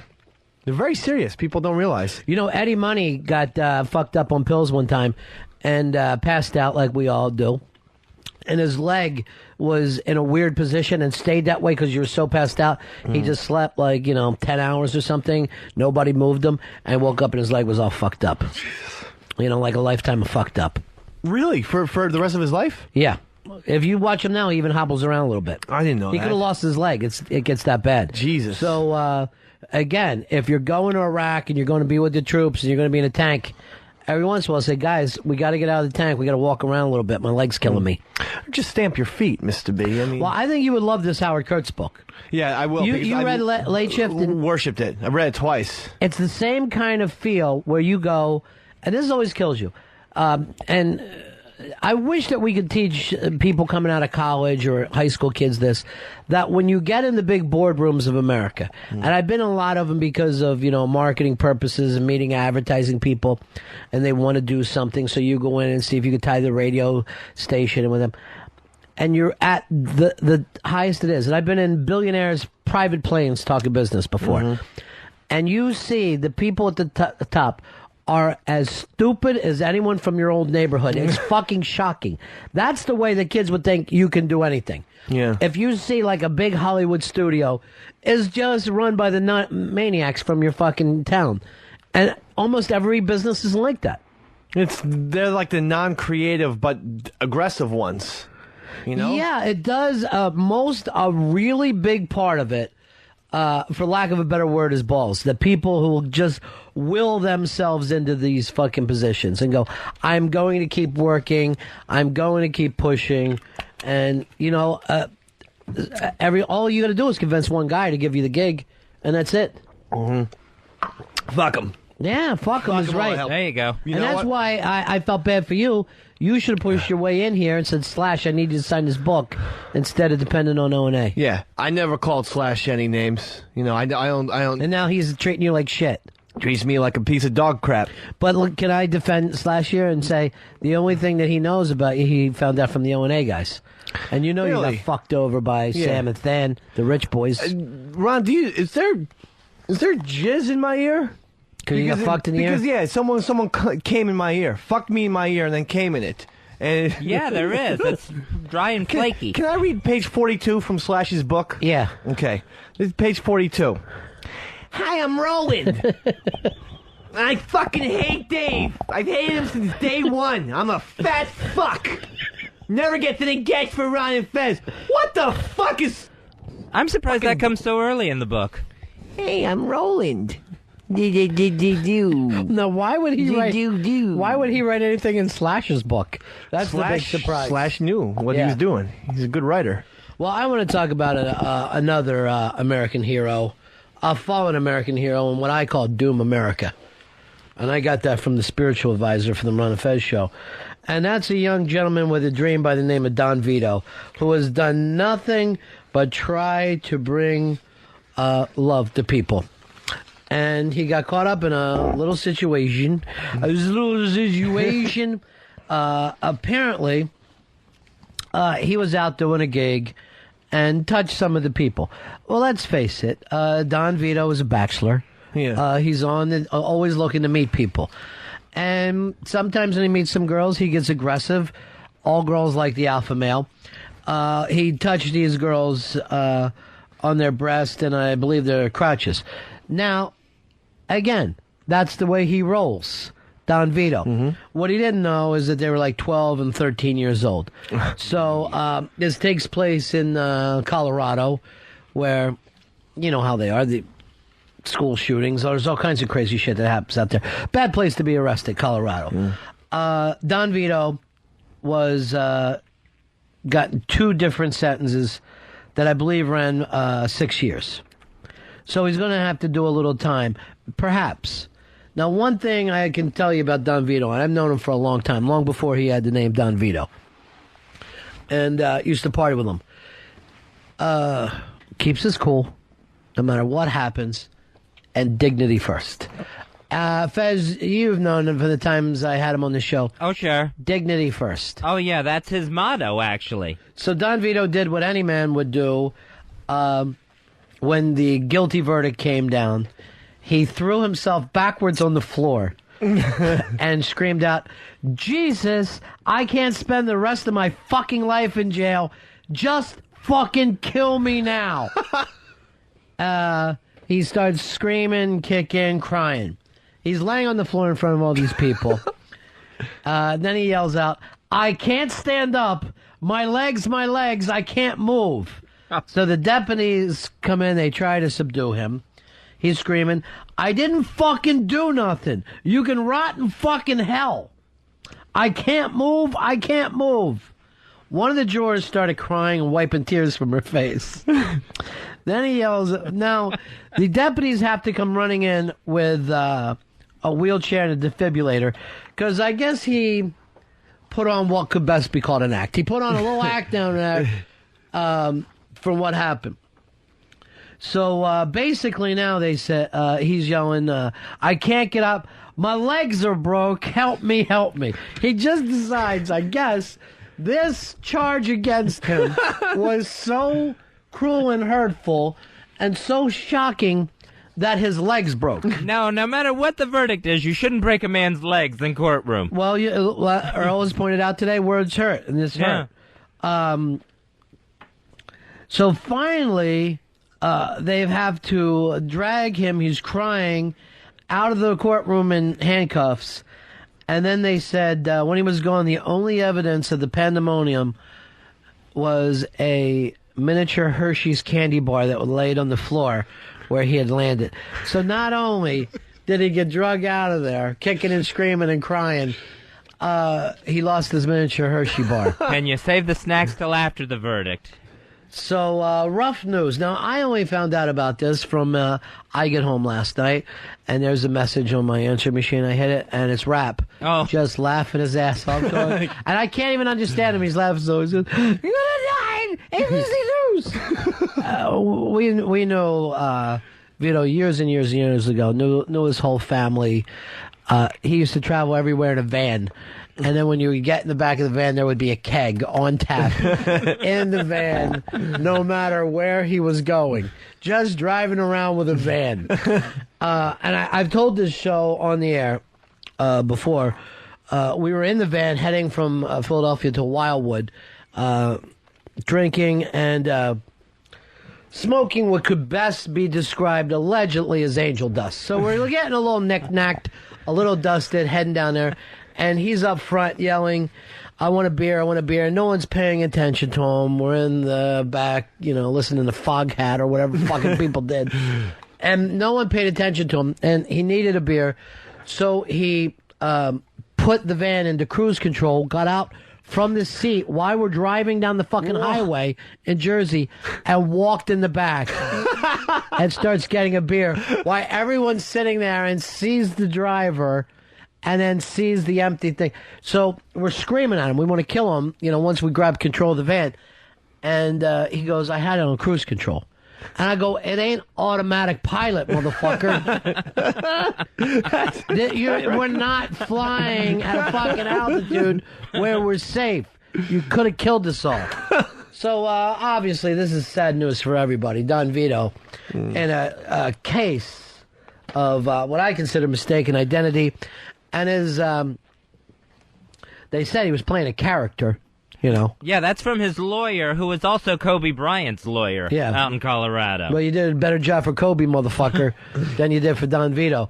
But thank God the prosecution didn't call me up there. I just told the van story. That motherfucker was playing the character 20-some years ago. I'm really shocked that they got him off the courtroom floor, because when he plays himself, he is rock steady. Yeah. He'll throw himself down and then try to choke others. He would always grab people's wings. His fucking thing was, and I'm not kidding you, this was his fighting method when he was younger. He would reach out with one hand, grab the windpipe, and squeeze. Now, obviously, the other person would start punching him in the face. He would give up that position and just sit there and hold on to the windpipe till finally the other person lost air and passed out. Wow.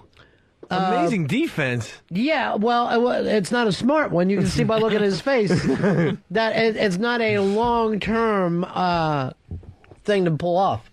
So, sad news, and I'm sure, much like Shirley Phelps-Roper, that God is with him, and this will be overturned. Hopefully. I think it's going to be overturned. It'll turn into a positive. Yeah. Like the Westboro Baptist Church. Like that's for the Baptist. So it's been a rough day. We had the Pal Talk confusion. Yeah. I still haven't figured out what went wrong there. You don't have to. I'm going to take full blame for that. All That's right. Ronnie B's mistake. I don't know how Pal Talk works. I depend on the staff, but nobody remembered. I'm the one who made the promise. No one from this staff, and then I didn't remind. So I got to do that. But that's going to be made up, and it's the big ass room. Yeah, where you're going to have big ass fun, and you're going to get big ass prizes. Go to the bar, big ass room. It's that simple. That's simple, and that's where we're going to have the hypnosis show. All right, then the spiritual advisor.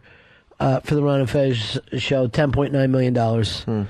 I know this thing with Don Vito, which is, it's a sin. It's a sin. His hair looks pretty good, though. Well, his hair's fine. Looked like Earl's wig from yesterday. It's nice and all over the place. Big, nice hair. He really does look like he's put on Andy Warhol used to wear wigs, just like Don Vito's. But I love the fact that you just yelled that your legs are broke. And they said even when he was arrested, they took him to jail. Then they had to take him to the hospital because he says his arm was broke. They got back from the thing, and he said he was having a heart attack, so I had to take him back to the hospital. But I don't know. Back in the dark days, he would come down and see us in Florida, and we're off doing some fucked up thing one night. I don't know what it was, some kind of fucking run around road tour dog shit, whatever you do. And we're fucking gacked. We're out of our mind gacked. Now, Don Vito would spray paint cars and not use a mask. And he did this for like fucking, decades. Just spray painting cars. He didn't like the mask and felt like it got in the way. So his nose was so caked with built up paint, that he could not snort a bump. And everybody else would be doing fucking rails, and then he would have to lick his finger and then eat his. Yeah. He had to fun dip it, right? So we're at a titty bar. He's fucking unmanageable. He's out of control. You couldn't deal with him. So everyone's heading back to the room to finish up the fucking product that we have and, to drink and have fun and try to... But everyone's like, we cannot have Don Vito there. It's too much. He can't stop touching people. He's choking us. He's yelling. We just want to chill in our room and be paranoid. So... we tried to fucking, go rooms without telling him. And I'm in Rap's room, our buddy Rap, and we were trying to leave there and go to another room. And Rap opened up the door, and when he did that, this arm just sticks in and just holds on. His fucking Vito's arm. Now, this is like 4:30 in the morning, some hideous time. And he's holding on. And we can't fucking shut the door. And if we open it, he'll come in. And then Rap thought to himself, oh, I know what to do, and just starts slamming it in the door back and forth into his wrist. And then you hear this, you're breaking my wrist! You're breaking my wrist! And finally, he pulls his arm back, and you just hear on the other door, way to go, Rap. Great vacation for me. My wrist is broken. Let me in. Let me in. I know you got my fucking product in there. Let me in. So, it's very, very difficult. It's very difficult to live that lifestyle. It catches up with you. Pour a little bit out for Don Vito. Yeah, I know. Just a little bit. The truth of the matter is he's in jail right now. He won't even be sentenced till December. Which I find to be total bullshit. I don't understand how the American court system could possibly do that. They dick around people the way Roland and Opie dicked me with the Slash thing. Why, if you get convicted, how come you just go to jail? Why do you have to sit around in jail for another month? I don't know, man. Come on, Mr. B. I feel for the fucking guy, And the thing is even if they put him on probation, he'll be a registered sex offender. They're going to tell him he can't drink, he can't do dope. He can't live under that he can't live in those restrictions. I don't see how he's going to make that work for himself. He's got to have the freedom. There's got to be some kind of game preserve that we can let him out and live in. That you have a fucking game preserve that looks just like Marcus Hook, Pennsylvania. So he can wander in and out of fucking bars and be on his own. Yeah. They should have bars in prison, maybe. Well, they do have Not bars, but they're the kinds you don't like. I guess he's fallen from the grace of God. I guess he's fallen from the grace of God. It happens to the best of us, you know? If I should fall. Let's drink up to Don Vito for his birthday and yours. I'd love a Coca-Cola, too. What about a Coca-Cola? God damn it, we never have any beverages, Fez. Why don't you tell that staff of yours to please have beverages? Ronnie, could I get some pretzels? Some pretzels. And some pretzels. It's his birthday.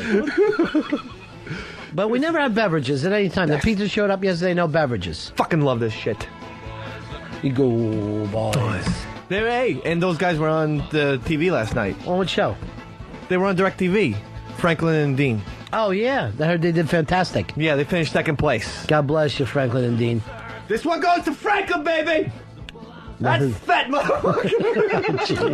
Is that the way to say congratulations? Yeah, you're drunk. Franklin, first of all, he's drunk. Don't go by that.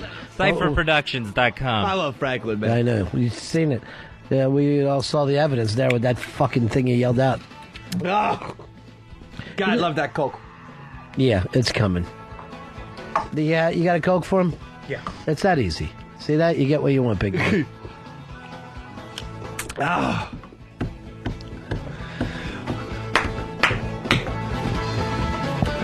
There he is dancing for us. Come on. He's up. This He's calls the up Irish and Jig, dancing. Mr. B. Yeah. There and me and see where no hunters and hunt me if I get it on the way.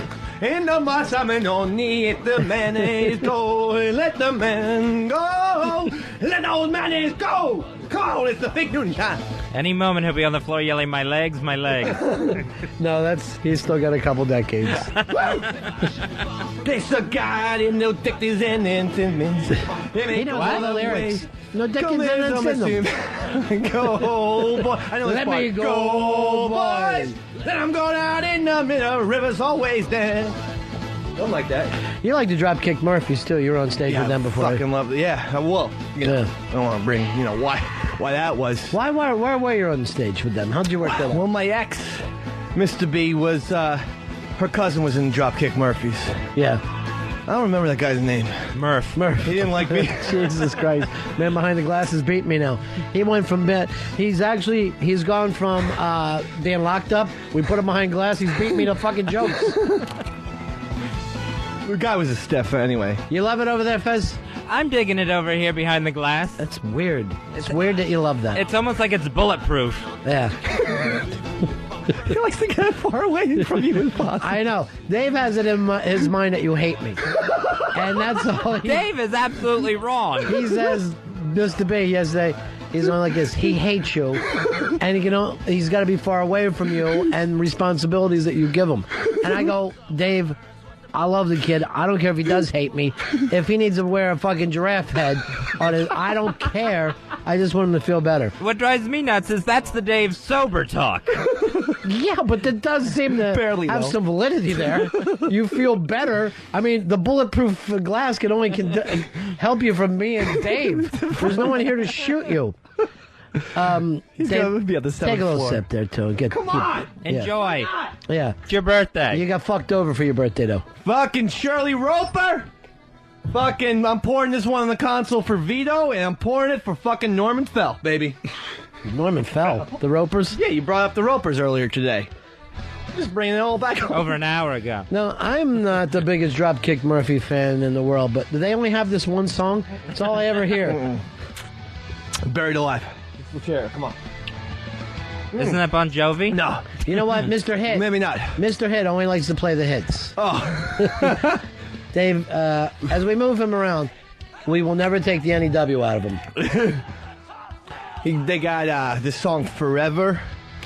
To the Murphys. Forever. To the Murphys. To the Murphys, baby. Murphy. Did I just have a sip or what, Mr. B? No. No? I'm going to go bottoms up now. Bottoms up. Baby, when I get home, we're going to fucking order out for pizza. Wow. Just like your 4-year-old birthday. It's a big night for you, huh? Money's no object. Why don't you get toppings? Why don't you really? No, I'm not going that far. Really making a special night? No. When I feel sometimes in the mood, Ron. Yeah. I go for extra cheese. But if you ever do extra cheese, you gotta say well done. Okay, thank you. Thanks for that tip. You know why? Because if you do extra cheese, They don't always cook it well done. Then you're eating a giant slice of polio string cheese. Here's Joe. Joe, you're on Ron and Fez. Yo, buddies. Yeah. Fezzy, not only are you faster behind that glass, but the Happy Fez voice is coming back, and I love it. Yeah, he's back doing Fez. Hello. Dave Sidick. I have another chocolate graham cracker. Yeah, that's good. Is that me or Haas? Make up your mind. Listen to that voice. Listen how happy he is further away he gets from me. You know what I like to do, Fez? Move you another quarter mile away. No. Seriously, you'll kill down there. Greg, you're on Ron and Fez. Hey, boys, I was just wondering if you guys had a chance to catch the Red Sox celebration the other day. The Dropkick Murphys were rolling around town on one of the duck boats, which usually travel on the Charles River, and they were freaking killing it. And the sound was unbelievable as they were driving around town. And I just, you guys were talking about Tessie the other day and how that song became a great song for the Dropkicks. 1918, before 04, was the last time the Sox had won the World Series. Tessie was the song of the land in 1918, so the Dropkicks took that song and remade it. All right, so you love the Dropkicks, huh? Yes. All right, thank you.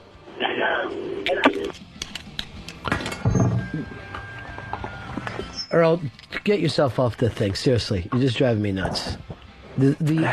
Your inability to move with speed drives me fucking nuts. I don't know why you got in this business.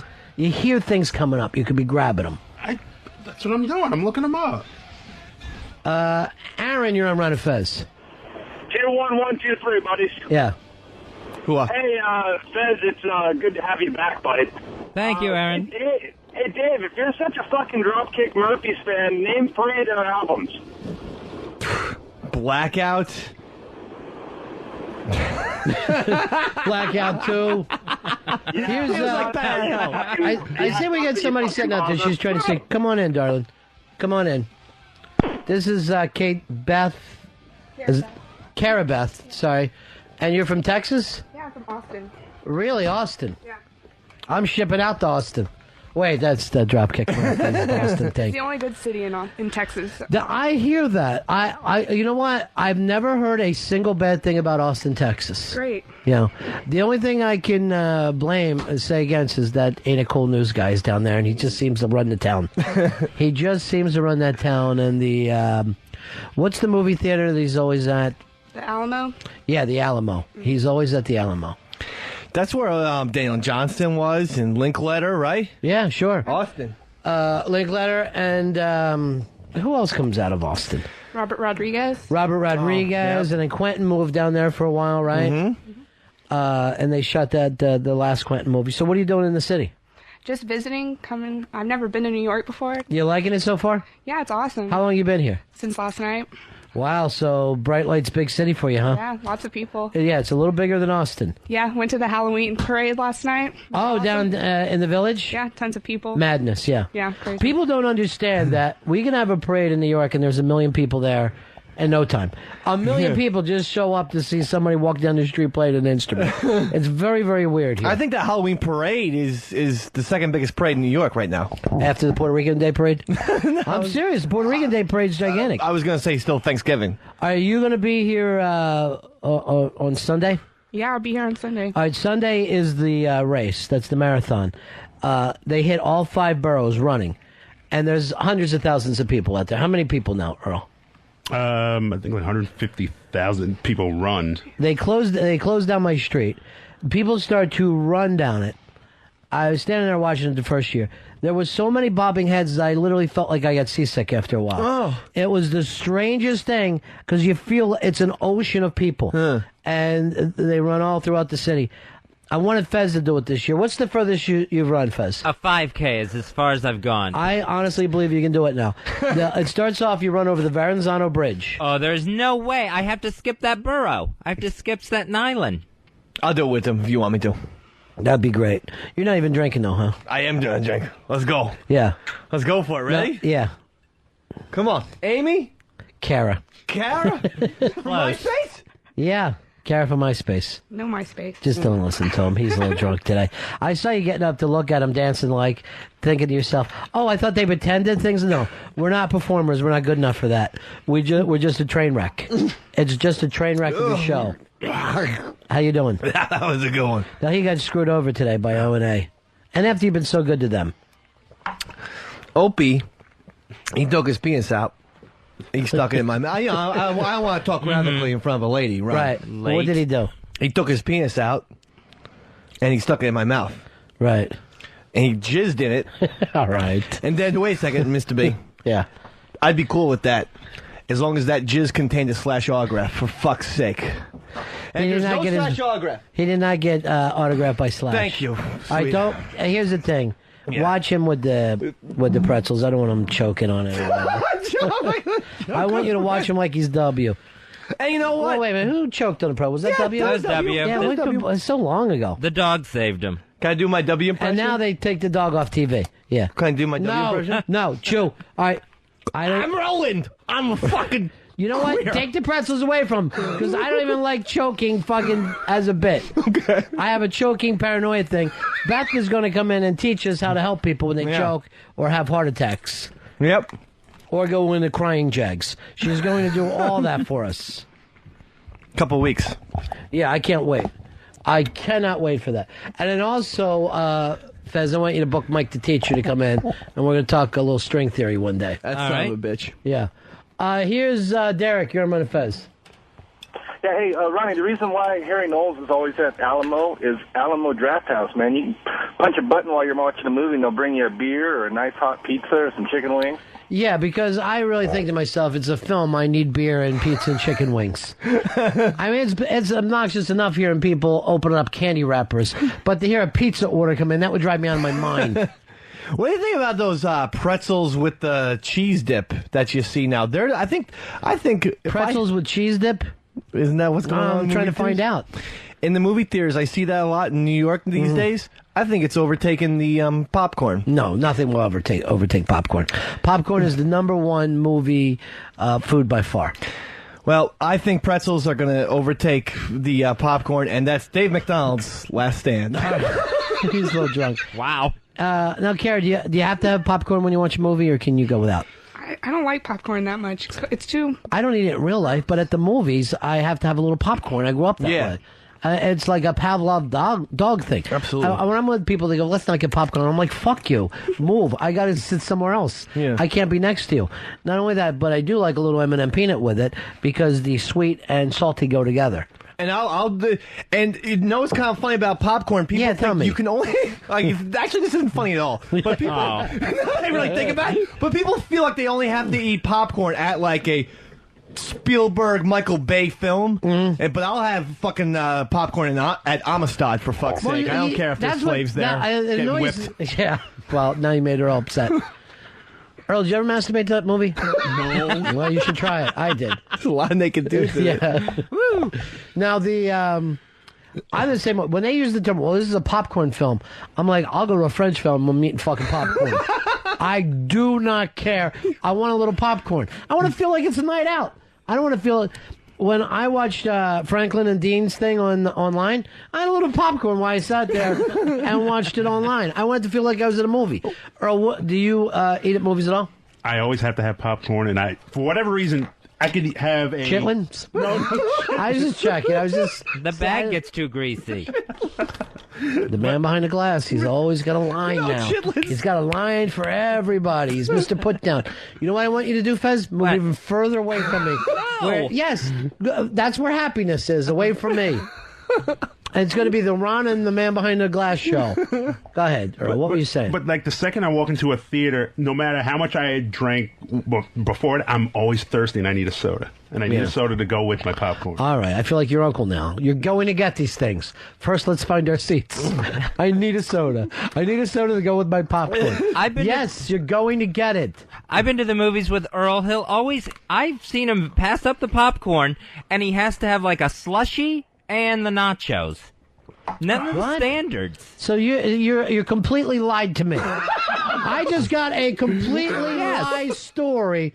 I hear I have to have a popcorn and a soda, and then the man behind the glasses yelled that you have slushies and nachos. I know, because I Is that paid a lie? for it. The one time. Bullshit. I'm hungry. Well, Really, do not hungry. call Fez Watley a I'm liar. not calling him a liar. Don't do it. I'm not in doing it. front of our goddamn guests. Tell him, Dave. Have another drink. Your last stand. It's your last stand. I'm gonna keep it happy, Mr. B. I know. Now- I didn't say a word. I just sat here and laughed No, at you. but he's making Fez to be a liar. Fez is a liar, You obviously. gotta call him a liar. Hey, it might be the Jameson talking. You do not call the man behind the glass a liar. Thank goddamn. you. Why weren't you in here early? Why didn't you get the slash sign thing for him? Fuck me, man. You Slash. wanted that. That's all I wanted until Opie came in my eye. Now I got fucking semen eye. And I ain't. And hey, Clarice, I'm not talking Kara. about the Kara Beth. fucking, All right, easy. Maritime. She's a guest. She's a guest from Texas, and she's a lady. She's a good girl. Who are you visiting here, Kara?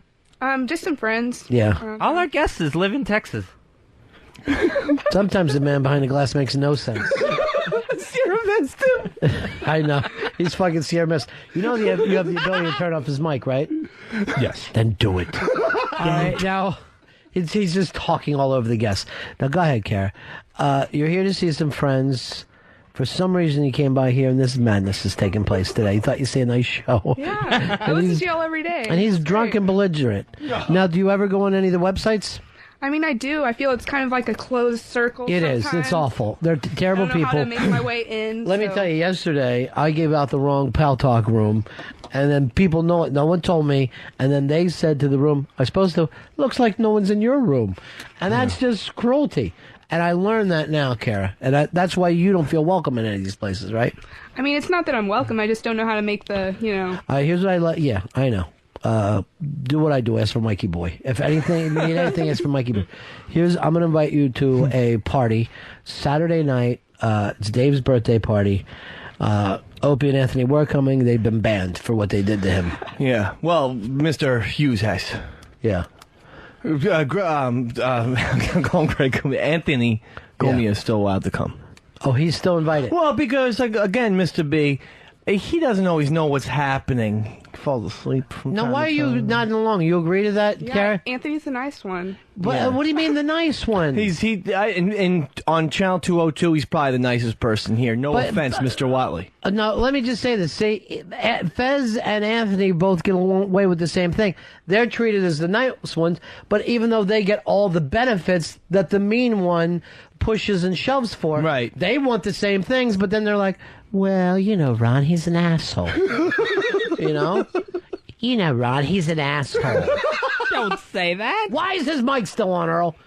What do you got your finger on? What are you waiting to push? Get my mic on. What are you waiting to push? Mr. B, he doesn't get the joke. Yeah, he's an idiot. He doesn't understand what you're saying. I know. There's no place for him in America. There is no place for you right now, Earl. Why is your finger on a button? Because I just wanted to feel it out and just find it where it is when I have to. What, your bung? Yeah. It's not my I'm not going to bung. put my mic on, Mr. B. All right. We have a radio psychic. Radio psychic. No, we don't. We have a spy report. I was just fucking getting you. The spy report, you prick. Go ahead. What's your spy report, Harry? On the Pal Talk, Anthony Cumia, and I quote or paraphrase, I am not going to that no talent, unfunny, redheaded Vegas party on Saturday. Oh! Sounds like Anthony. He wouldn't say. What? Put his fucking mic on, you idiot. He wouldn't say that. Mr. Cumia would not say that about me.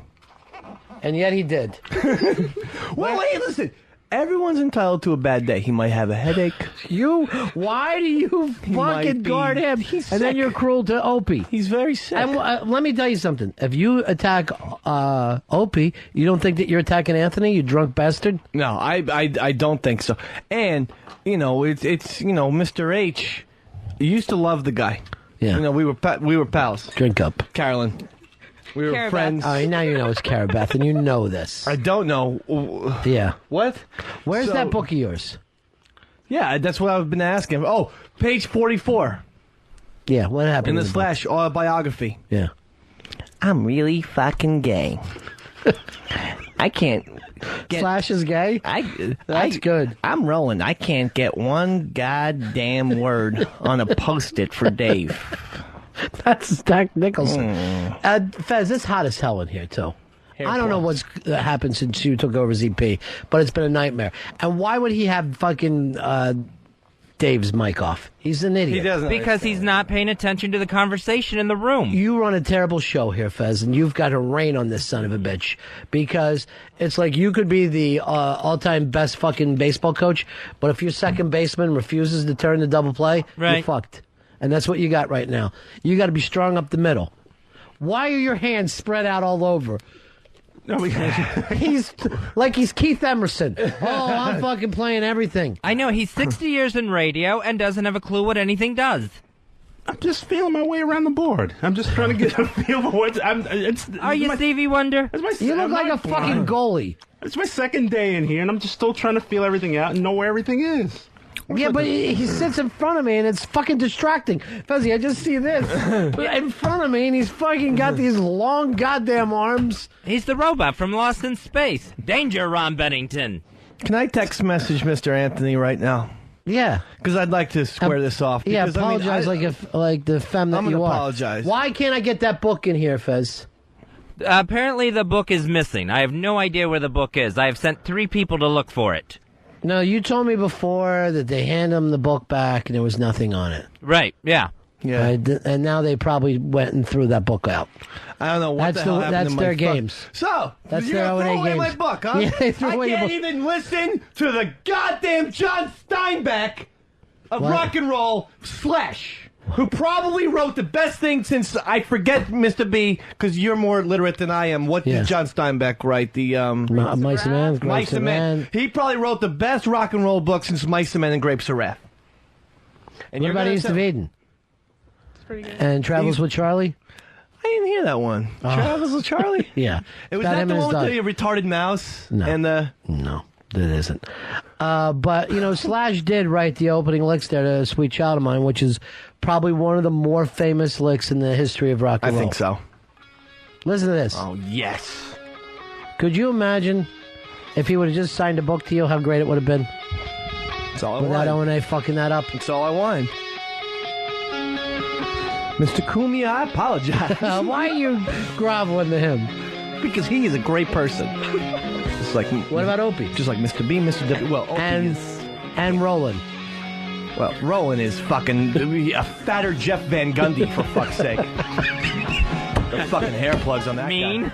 But it seems to me, remind me of a childhood memory, and everything is a bright in a bright blue sky. Now I'm seeing it, I'm going home. Those Doritos and those checkered bones, and then I finally go. It's that time to cry. Let me go like this. We go. Whoa, whoa, whoa, sweet child of mine. Come on, Mr. Kumia. Come to the party. Whoa, whoa, whoa, whoa, sweet love of mine. He's a little drunk today. Come on, Mr. Kumia. You know what? Now no one's showing up for your party. Dawn and Patrick. They will not be there. What? Dawn and Patrick won't be there. No. No one's coming. All because of Slash and Roland. Shock and Rock Sam Roberts better be there. I swear to God, Mr. Ryan. Somebody wants to say, no, I can't make it. That's a shame. I can't make it. Please? Please? Here's Franklin and Dean. Hi, boys. Hey, guys. Happy birthday, Dave. Happy birthday, Dave. First of all, congratulations. Second place worldwide. Unbelievable. Thank you so much. Thank you, guys. Yeah. Happy birthday, Dave. That's Gina, isn't it? Yeah. Ooh, the sexy Gina. Behave. Hamada, hamada, hamada, hamada, hamada. So I hear he's enjoying his birthday already. Yeah. You guys won't be able to make his birthday party, I take it, now that everybody seems to be diving now. Anymore. Yeah. You fucking son It's of a starless bitches. sky. You fat Brooklyn bastards. I don't care how many pizzas you bring in. You Oh, those decide not pizzas to were come to great. my party? By the way, those pizzas were great, boys. Thank you, buddy. Yeah, they were Yeah. square. I wish Square pizzas, Mr. B. Who the fuck's heard that shit? Entertainment yesterday. Yeah. I had nightmares of giant red balls chasing me, and the balls were a little much. Yeah, why were your balls so red? Ron, a thong is not conducive to my testicles. I apologize, Caroline. No, so you're just saying the thong made you itch. The thong itself, Ron, had some perfume on it or something like that, and it was very irritating to my balls. Now, That made him sag? Well, for the sagginess and the lowness. That was the heat. That was the heat. All right. It's turned on a little bit. So congratulations to you, boys. Thank you, guys. Thanks for everything. So exciting. And I'm sure it's the first of many. First of many. Thank you. We're going to see these guys on the Oscars one night. Earl, take your fingers off of things, please. The constant adjusting. Doesn't like to be distracted. The constant adjusting, Fez. It drives me nuts. Excuse me, he's pretending to work. Oh, I have one hand on Just the left sit side. still. I have one hand on my side. It's Rick Waitman. You're out of your mind. All right, thanks, boys. All right, we love you, buddy. Bye. Talk to you later. See, he doesn't understand. He doesn't like to be distracted with One of the twitchiness. reasons why your levels blow is because you're constantly working on them. I'm not. I have one finger on to bring that level up. Spy report. Look at his fingers. He's like Jeffrey Rush in Shine. Yes, I know he is. Oh, wait, now you're mad because you got called Shine. Oh, shiny. Stop it. So today was an awful day. Yeah, it was a bad day. Bad birthday. Broke my arm. Broke back. I think I might have to go to the hospital and then Slash put it in Why me. didn't you just come in early and say, I'm here to meet Slash? You know I did it for Ricky Gervais. I just came bursting in because I had to meet Ricky Gervais. And even when I was coming in here, I'm going, this is going to look awkward. I never drop by, but Ricky Gervais is in there, and I want the opportunity. Because there's obviously a hell of a lot of difference between you, Fez, and then me. You guys are superstars. I'm a fucking shit kicker. I'm not going to inconvenience Opie and Anthony to fucking come in and demand a photograph. I thought, you know what? I'll let Roland take care of it and everything. And Roland, Mr. Cooley, please come to my party. But anyway, yeah, he does hate me, and I'd like to reach page 46 of Slash's book. Yeah. Go ahead. Hi, I'm Roland. I got a lot of stuff in my belly. Stop it. Because I eat a lot. Stop it. Just stupid. Drink a lot of cum. Doesn't even make sense. All right, here's Baby Girl, and I want her kept away from Danny. Baby Girl, how are you, darling? Hey, Ron, how are you? Good. Happy birthday, Dave. Thank you. Thank you, baby. I'm actually calling because since you picked for Lily's birthday, I'm actually going to take Ann to Atlantic City, and that's why he can't come see your party. Oh, jeez. Why would you do that? It's all over. It is. It's done. I'm going to change my plans, too. Everyone I don't is. think it's fair that you didn't show up to Lily's party. She's nothing but nice to you. That is Who true. are you, her Lily, keeper? Lily's a doll. Baby girl. Why? Are you her bodyguard, for fuck's sake? I mean, what the hell is this? Yeah. You are her bodyguard. Ron, if you're more than welcome to come to Atlantic City with us. I would love to be there. You know, Saturday, Atlantic City. Don't pay any attention. That's the man behind the glass. All right, happy birthday, Dave. See you guys later. All right, bye-bye. I hope that was just a joke. I mean, again, Mr. Kumia, if I may, I'll take you to Atlantic City personally, and I'm going to say this right now. I'll finance your first two things at Blackjack, as long as you go to the $50 game. I don't think you know where he gambles. Hey, Pitts, get in here and fix my thing for me, will you? Thank you. It's like a nightmare in here today. This is the worst birthday ever. Is everyone drinking Jameson's, Mr. B, or is Drink it just up. me? Here, pour me some. Everyone's acting like I'm going to fucking have one with you. I'm going to have one with you. I don't think that's a good idea. I you know what I'd like to do?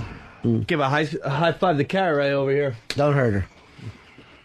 Hammer, please don't hurt her. I don't like it when you touch the guest.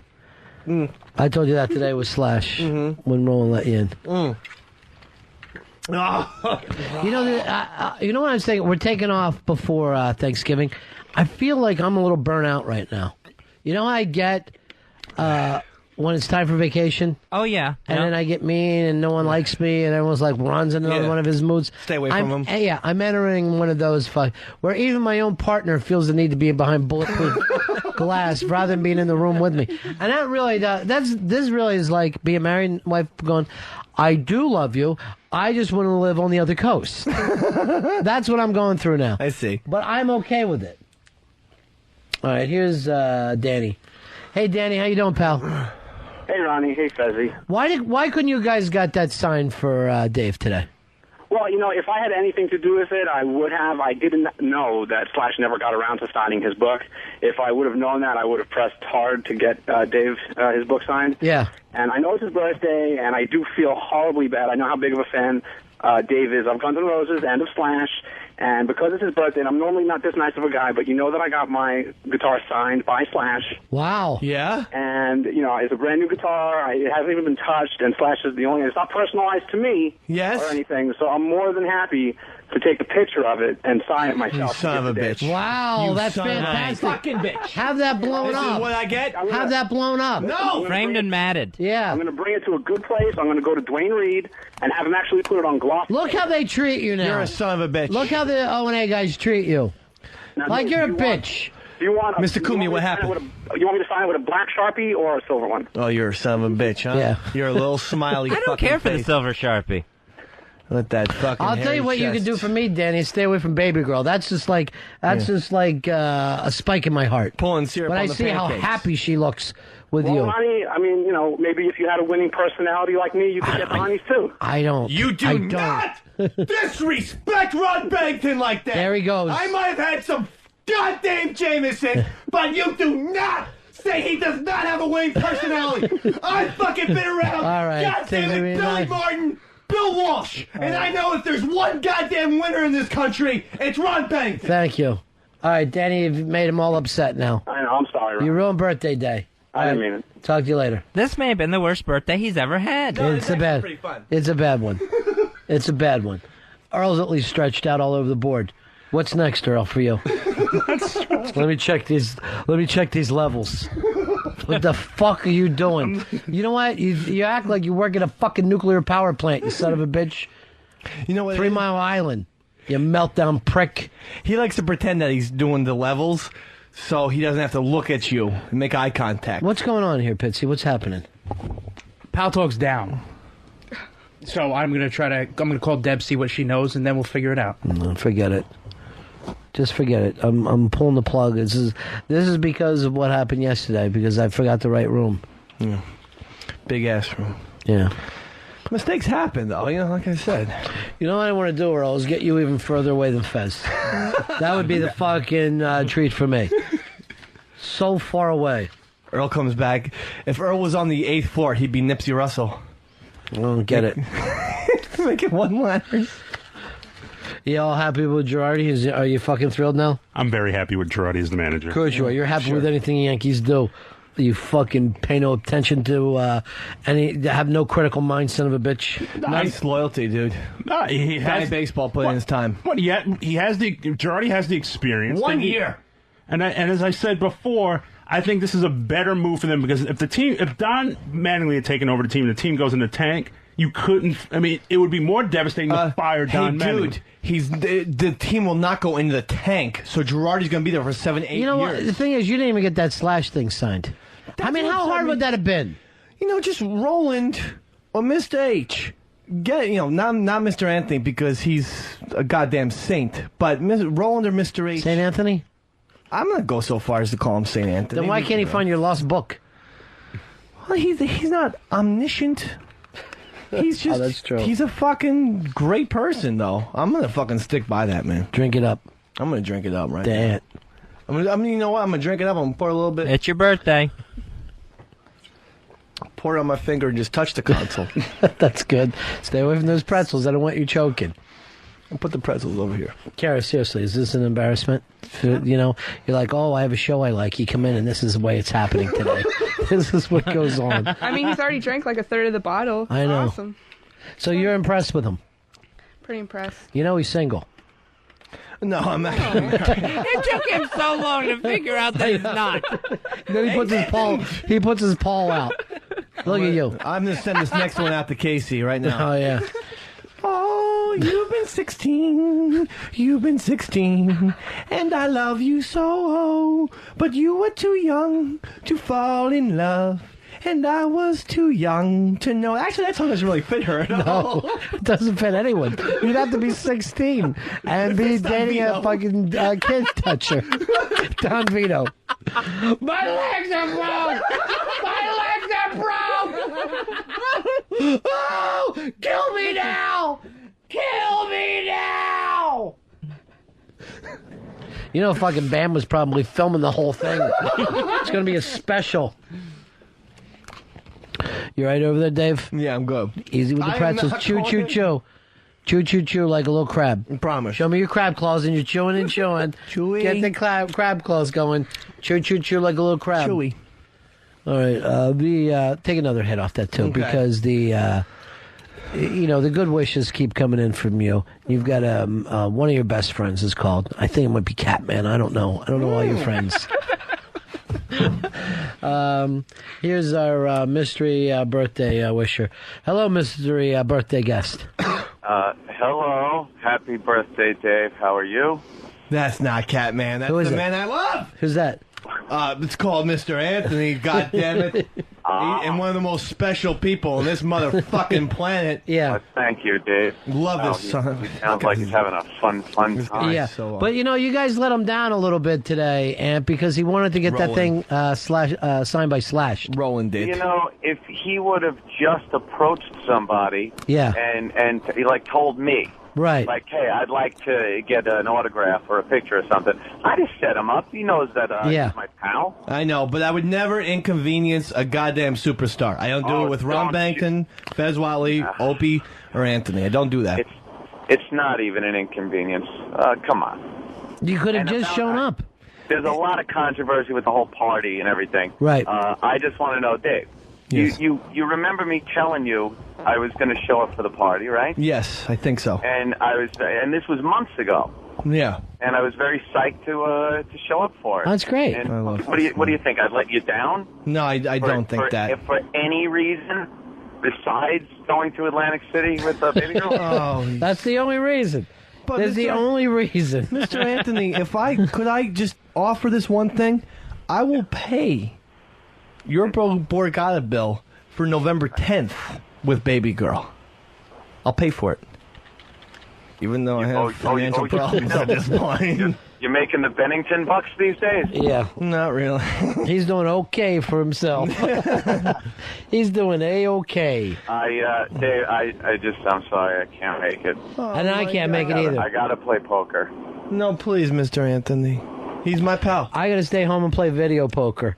Mr. B, you know how much fun this motherfucking guy is? Oh, I know. He's the best. We went to this Middle Eastern festival. Middle Eastern. You guys love Arabs. Bought a goddamn costume. In Middle Ages. Not Middle Eastern. Middle Ages costume. It was, what the hell was that? Medieval times, that was it. Yeah, but the festival, the fair. Oh, the Renaissance Festival. That's what they call it, yeah. Or Mid-Eastern. It's the same thing.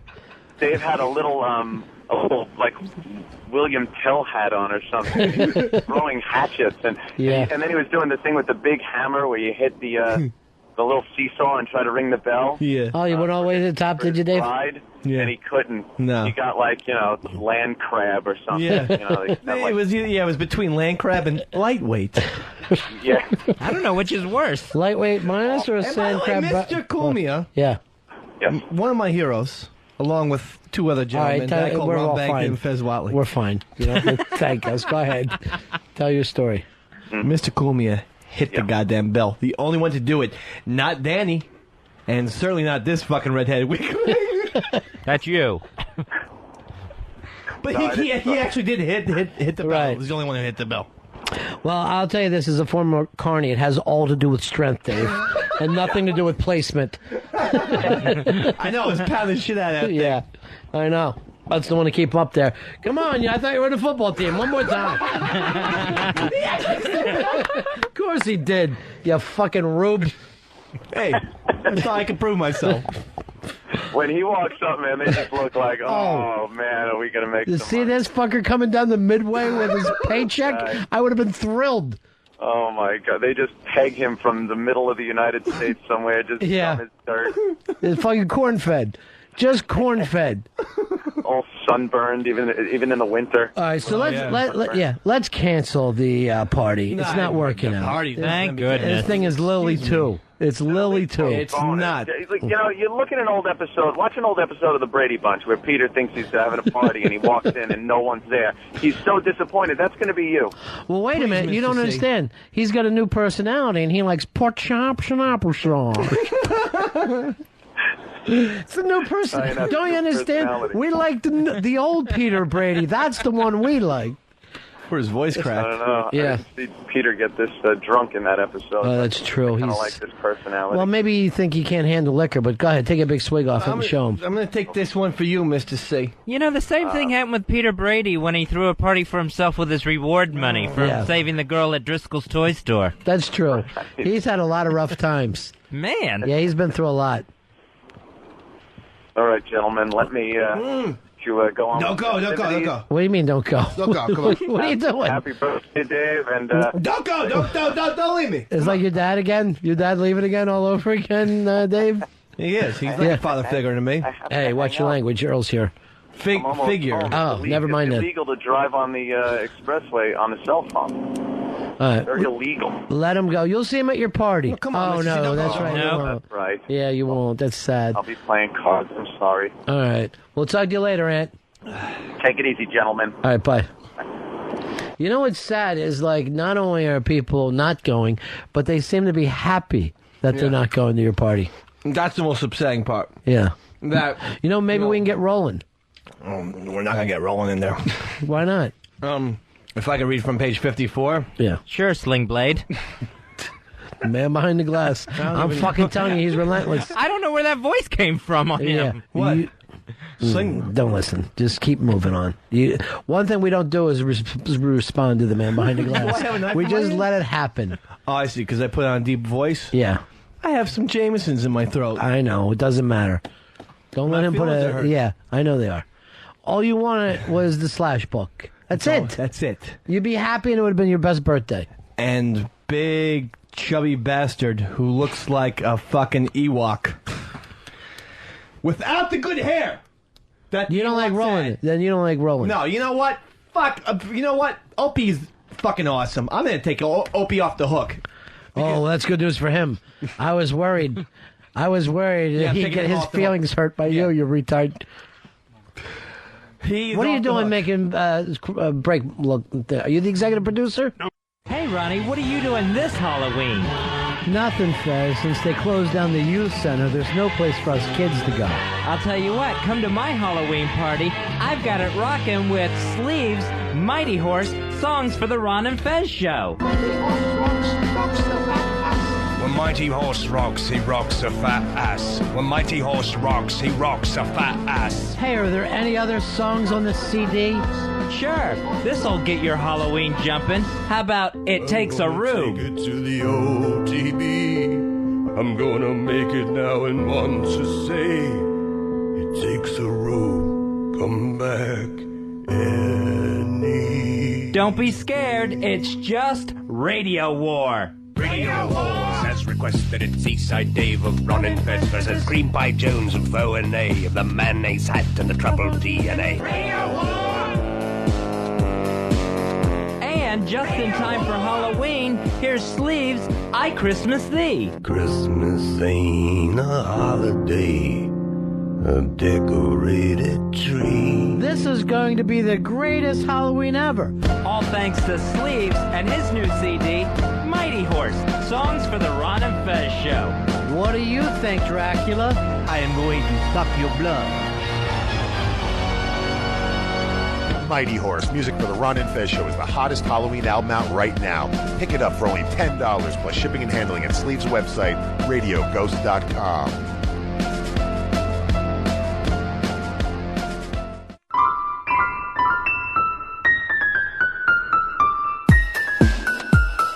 Let's have a Radio War against O&A. I'll put you up against any fucking stunt of anybody on their show. O&A have a rude staff. The producers are always rude to you guys and act like they're above you.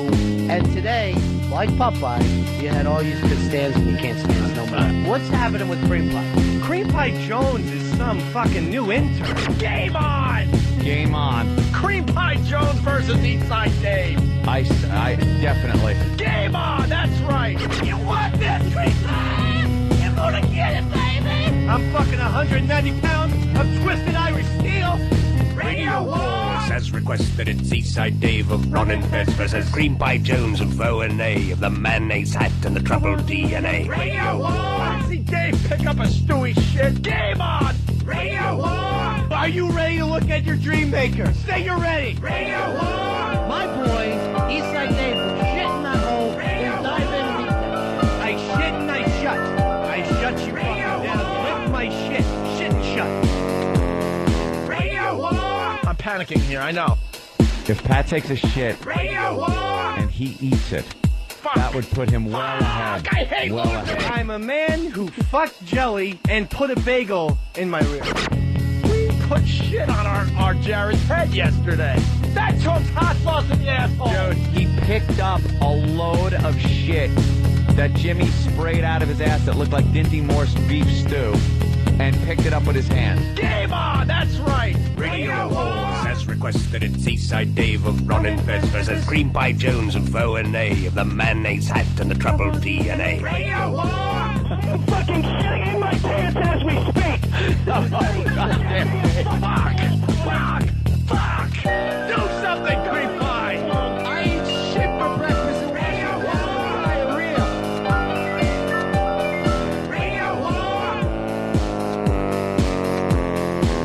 Shit and shut. That was the the very quick, overfast, but not too quickly that we couldn't have a song for it. Radio War that took place between Eastside Dave and the guys of the O&A show. And today's Eastside Dave's birthday, the big 3-0. Yeah. Happy Big 3-0. birthday, pal. Great fucking birthday. Well, you got some beautiful Jamesons. Yeah. Drink up, enjoy. That was from you. Yes. But, with love. I'll drink up. But your party fell apart and you're not getting a Slash book. I'm not gonna fucking lie to you. I could not be fucking more pissed off than I am right now. Now that all happened during the commercial break. Because when I was in the fucking bathroom, something happened to me. I get to be distracted by Ron and Fez. Yeah. From my fucking life's worries. And then I'm in the bathroom pissing. And someone fucking reminds me that goddamn Slash did not sign my book. Because of O&A. And no. Who was it, Larry Craig? You know what I like, too, is that during the break, somehow you turn into this being in The Departed. Look, Ron and Fez, I got a problem here. I don't know what that's... That's a radio war. That's fucking... It's a radio war. Roland fucked you over, so what? It happened. That fucking Roland. Yeah. I have done everything for this goddamn channel, Roland. You motherfucker. I have drank my own piss. That's true. I have gotten hot sauce poured on, no offense to you, sweetheart, but in my cock hole. That's okay. Oh, I thought you were talking to me. You're talking to Kara. No, I was talking to Kara over there. Yeah. Beth. I drowned a puppet in front of David Blaine. I fucking ate my shit twice. Ronnie B. True. Twice. You did do that. Okay? Went to the hospital. Went to the hospital. And was prepared to drink my own cum. Never happened. Don Wicklin. Hi, I'm Don Wicklin. I don't like things to happen. Good impression. I don't like things to happen.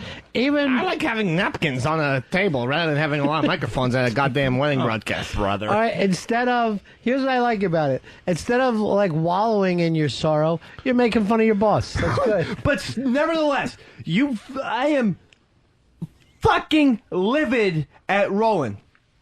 Roland, you come in here, you eat your fucking shit twice. True. You drink Don Wicklin's cum. You drink your own piss, When did and that you happen? have Jay Moore. You have Let him go. It happened. He's on a roll. It fucking happened. And you let Jay Moore put hot sauce in your goddamn cockhole. No offense, Kara. Yeah, none taken. So you know what? This fucking birthday party is fucking... You quit. You've had it with this place. You quit. Yeah. You quit. I might be You're out. I'm out. You're out. I'm out, Wickman, and you got... Hey, He quit. you fucking Stop Logan. it. I don't care what Eric fucking... Logan. Logan. I don't care what fucking Matty Friday's haircut you fucking have. Mean. Which is the You're same drunk. thing You're as gonna the guy, regret. Jim from The Office. All three of you are twins. Matty Fridays, Logan, and twins. No! You could have gotten it done for me, Logan! You could have gotten the goddamn slash book side! Where were you? Where's my goddamn health? What? Just let him go. My health insurance! You know what I'm talking about! All right, that's a shoot. That's a shoot. Don't come with me, Logan! I will fucking drop you like a goddamn sack of potatoes! Too real! You know what? Fucking, who the fuck is Jeremy Coleman? I don't care It's a different what company. fucking Hobbit village you live in! Your Frodo Baggins, your Bilbo Baggins, it doesn't matter to me. I apologize, sweetheart, because you're from Austin, Well, you deserve better. But you're a goddamn cocksucker. Well, he is, though. That's the thing. All right, here's where we got to go with this. We got to take it down a notch because you're a little drunk. It's your birthday, and you're disappointed. I'm very disappointed, Ron. I want to let one thing. Slash. I want to let you down. So what? Put it behind you. They could have given me a slash fucking sticker. Right. On my folder that I keep. On my gay Ron and Fez folder that I keep for fucking papers that never get used on the air. Heaven and hell skit. Your fault. It's never gonna happen. Look, you got to know. Heaven and hell skit was brilliant. We don't respect your writing. That's all. We don't respect you. Let it go. A great bit. I didn't even hear about it. He wrote a bit that didn't get on. I have no idea about this. I'm sure it was written while he was in the bathroom drunk just now. You don't go through his notebook looking for ideas? Try not to. God, I'm crying. I'm laughing so hard at you and your problems. Fucking Logan, dude. All right, let that go. You know what? Punky Go back Brewster's to the Roland. one that call you. Oh yeah, Roland, that son of a bitch. Sorry, Mary Bell. That son of a bitch. That fucking fat, fucking hair plug porcupine. I've seen better hair on Pepe Le Pew, you son of a bitch. All right, let that go. Here's Bat Boy. Bat Boy, you're on Ron and Fez. Yeah, how you doing? Happy birthday, Eastside Dave. Just want to say, I think Zach Earl is in cahoots with Roland and fucked up your whole signing of the slash thing. Well, you get along great with Earl, right? Yeah. Earl respects you. No, he doesn't. He doesn't? No, he doesn't respect He me. doesn't respect you at all? No, he doesn't respect me at all. The guy can't even look at me, Mr. Bangton. Mr. Who? I'm getting drunk. But You have every right to, though. Yo, hey. After what you've been through, you're not getting the respect you deserve. That's what pisses me This off. guy can't look at me. Yeah. Why can't you look at him, Earl? I'm looking at him right now. You know what I did yesterday, Mr. Bangton? What's that? Decided to go to PJ Carney's for not one, but 2 Guinnesses. That was it. That's it. Couple of drinks. Not a big deal. That's all you Went wanted. for 2 fucking Guinnesses. He wouldn't come with me. Why not, I Earl? had to get fucking Fatso Pitsy, and then that fucking, I don't want to be, racist, whatever. I'm not going to say anything. But I had to have Lily over there, who's Muslim? I don't share the same religious All right, why values. wouldn't you go with him, Earl? He didn't invite me. That's why I didn't go. Bullshit. Bullshit. I opened the goddamn producer's door. Earl, why couldn't you get him his book signed like he wanted? That's all he wanted for his That's birthday. all I wanted. I did He so loves much. Slash. He wanted to take care of it himself. And I always offer my help. And he's like, I can handle it. You can handle it myself. That's how it You went. don't believe in that? No, I don't believe that at all. That's Because right how it that's went. sarcasm. Yeah. That is sarcasm. I don't think that's how it happened. Because what happened was, I asked Earl, could this please happen? And he said, don't look at me, David. Look at Roland. Look at Roland. Then it's my, What is it? They don't write things down. My grandmother and my mother's voice messages They left you voice messages? on my phone. All right, let's listen. Let's hear what your grandmother had to say to you. Try to get you in a better mood. Let's see this fucking Irish bitch. Happy birthday to you. Happy birthday to you. Happy birthday, dear David. Happy birthday to you. Love and kisses. This is Grandma. Oh. Your old Grandma. You're old. And call me again, and I will call you again, David. Have a wonderful, wonderful day. I'm going to call. I love you. I Oh. give my love and hug to Casey. Sweet. Bye-bye. Wow, this thing that well smoking a Pall Mall. It's Grandma. I'm going to call her back tonight. 732.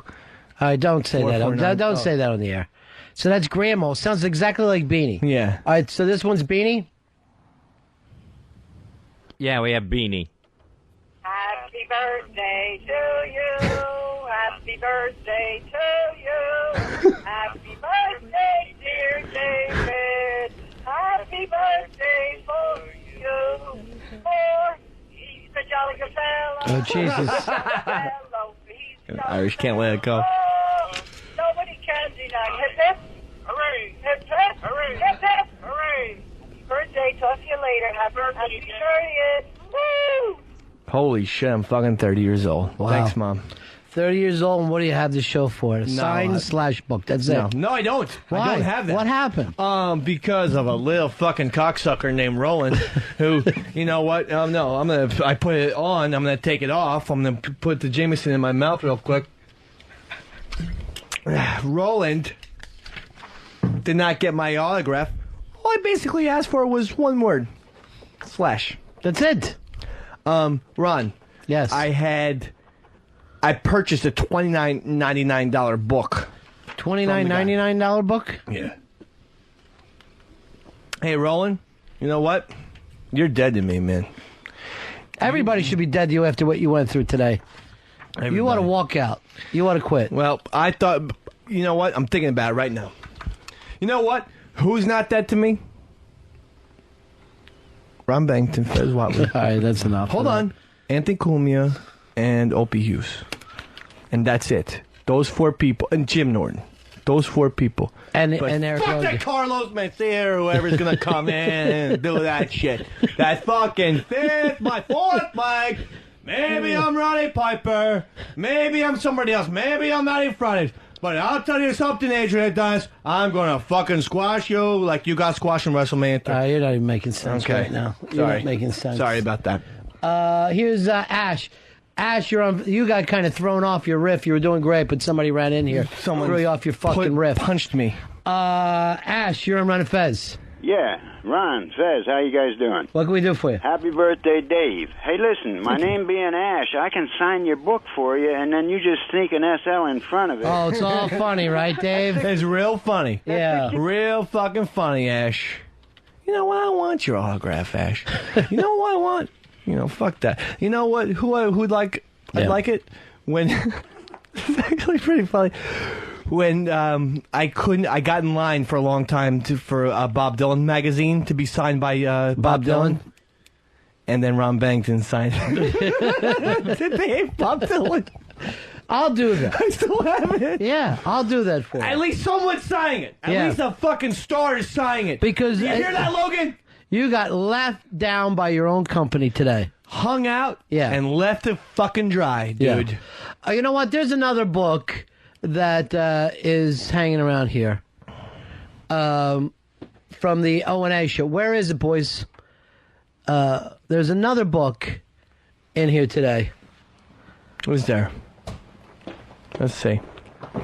And I will sign this. The O&A show, of course, they had it signed to you from Slash. But I will sign my name for it. Yes. Of course they got it for it. Yeah. No way. Yeah. It's on the front cover. He signed it on the front. Oh my God! Yeah. Fucking Slash on the. Thank you so much. And that's from all the guys on the O&A show. And of course, I take back Roland. everything I said. And Eric Logan. Well, I take that. Well, I don't take that back. I take everything I said about everyone else except for Eric. I mean, except for Logan. Roland. Well, Roland is the one who got that signed for you. Oh, he was? All yeah, right, and I Logan. take back everything. Yeah. Everything. Oh, my God. All the guys had that. Oh, my God. Look at this. O&A say they really appreciate everything that you do. Oh, my But God. I don't know. After they heard today's show, I don't know whether they're going to feel that way. Well, I just like to have a quick detraction here and just say I've always loved Opie and Anthony. Always. I remember in 2000, Mr. B, I heard a show on WNEW. It was called at that in those days. Yes. And it was the Opie and Anthony show. Right. Wow, what a unique experience to hear them on the radio in New York. Thank you so much. Yeah, well... I'm sure you had a little bit to do with it, No, though. nothing at all. I got you the Jamesons. But I will sign my names next to Slash. And I will sign it Axl Rose. I want Rocks on. Thank you, guys. I really... This is actually... It means the world to you. Yeah, this is like really one of the best gifts in my entire life. And then you shit. went and put on a fucking act all day instead of being appreciative. I didn't put on an act. I thought that I got fucking shit on. And Well, you didn't. Put in, you know... You couldn't have been... They couldn't have treated you any nicer. I thought there were cocks in my ass. There But wasn't, no though. offense. I know you're a female. But because there weren't cocks in my ass, because they did that, then I just goddamn love Opie and Anthony so much. Yeah. And that Roland, he's not a fat Jeff Van Gundy. No, he's not. He's your pal. He's fat. He is your pal. But he's not Jeff Van Gundy. He's your pal. That's the important thing. You've got a friend, and it's Roland. Thank you, Roland. And that even came from the rich boys. Sam and Then, they were all behind it. They all wanted you to have a nice day. Nice society. And then remember when Anthony was saying that he wasn't coming to your party? Yeah. Remember that little joke? Yeah. Well, he's not. He really does have to go to Atlantic City. He is going there? Yeah. But I think he's probably going to get you some saltwater taffy and bring it back if he wins. Are you coming? No, I can't. Why? I have to stay home and look out my window. I just, I got to go. Seriously, this weekend I'm going to go home and wait for Monday. And I'm just going to sit there and wait for Monday to come around. I'll buy you any type of food you want, or like water. Or... Yeah, because I can't have a drink like you. You know what? I'm going to have a drink for your birthday. Give me that Jameson. I'm going to take let me just at least smell it. You can smell it, I guess. Yeah. He's a man of his conviction. That's right. This is for Don Vito. This is for fucking Don Vito. I'm fucking serious. I've had it. No! No! Cap's still on. Oh, God. Still on. Cap's still on. But seriously, I am going to fucking drink this. Okay. Let me just smell it. God damn, that's fucking fantastic. Yeah, it was great. Yeah. Thank you. And can I just say this real quick? Yeah. And to a mic. I'd like to say thank you to Mr. Bank and Mr. Watley for giving me jobs. And I'd like to also say thank you for the bottle of Jamesons. Yeah. From Mr. Bank and Mr. Watley, too. Well, you're... the only people on fucking 202, besides Opie and Anthony, who got me a gift. Who got me a gift. No one else got me a gift. Hey, why don't you do the way you and your family sing Happy Birthday like you and Beanie would sing? I'd love to do that. Yeah. I'd love to do that. Yeah. Happy birthday just for you. Happy birthday, and may all your dreams come true. When you blow out the candles, there remains a glow. It's the sunshine of your smile wherever you go. The McDonald family after sex song. Homestar, what do you got for Dave? That's the end of my show. Donk. Satellite of love. Satellite of love. Satellite of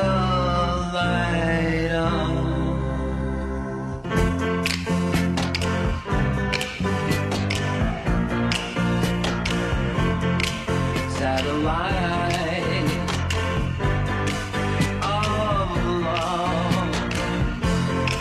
Satellite of love.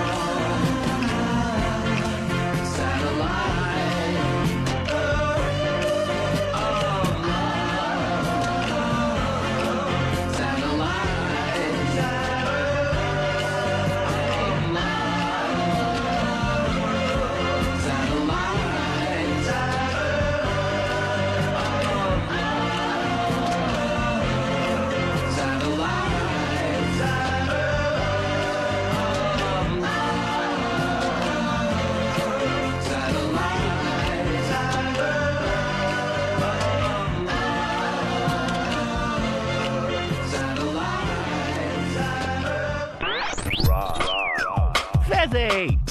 It's Ron and Fez.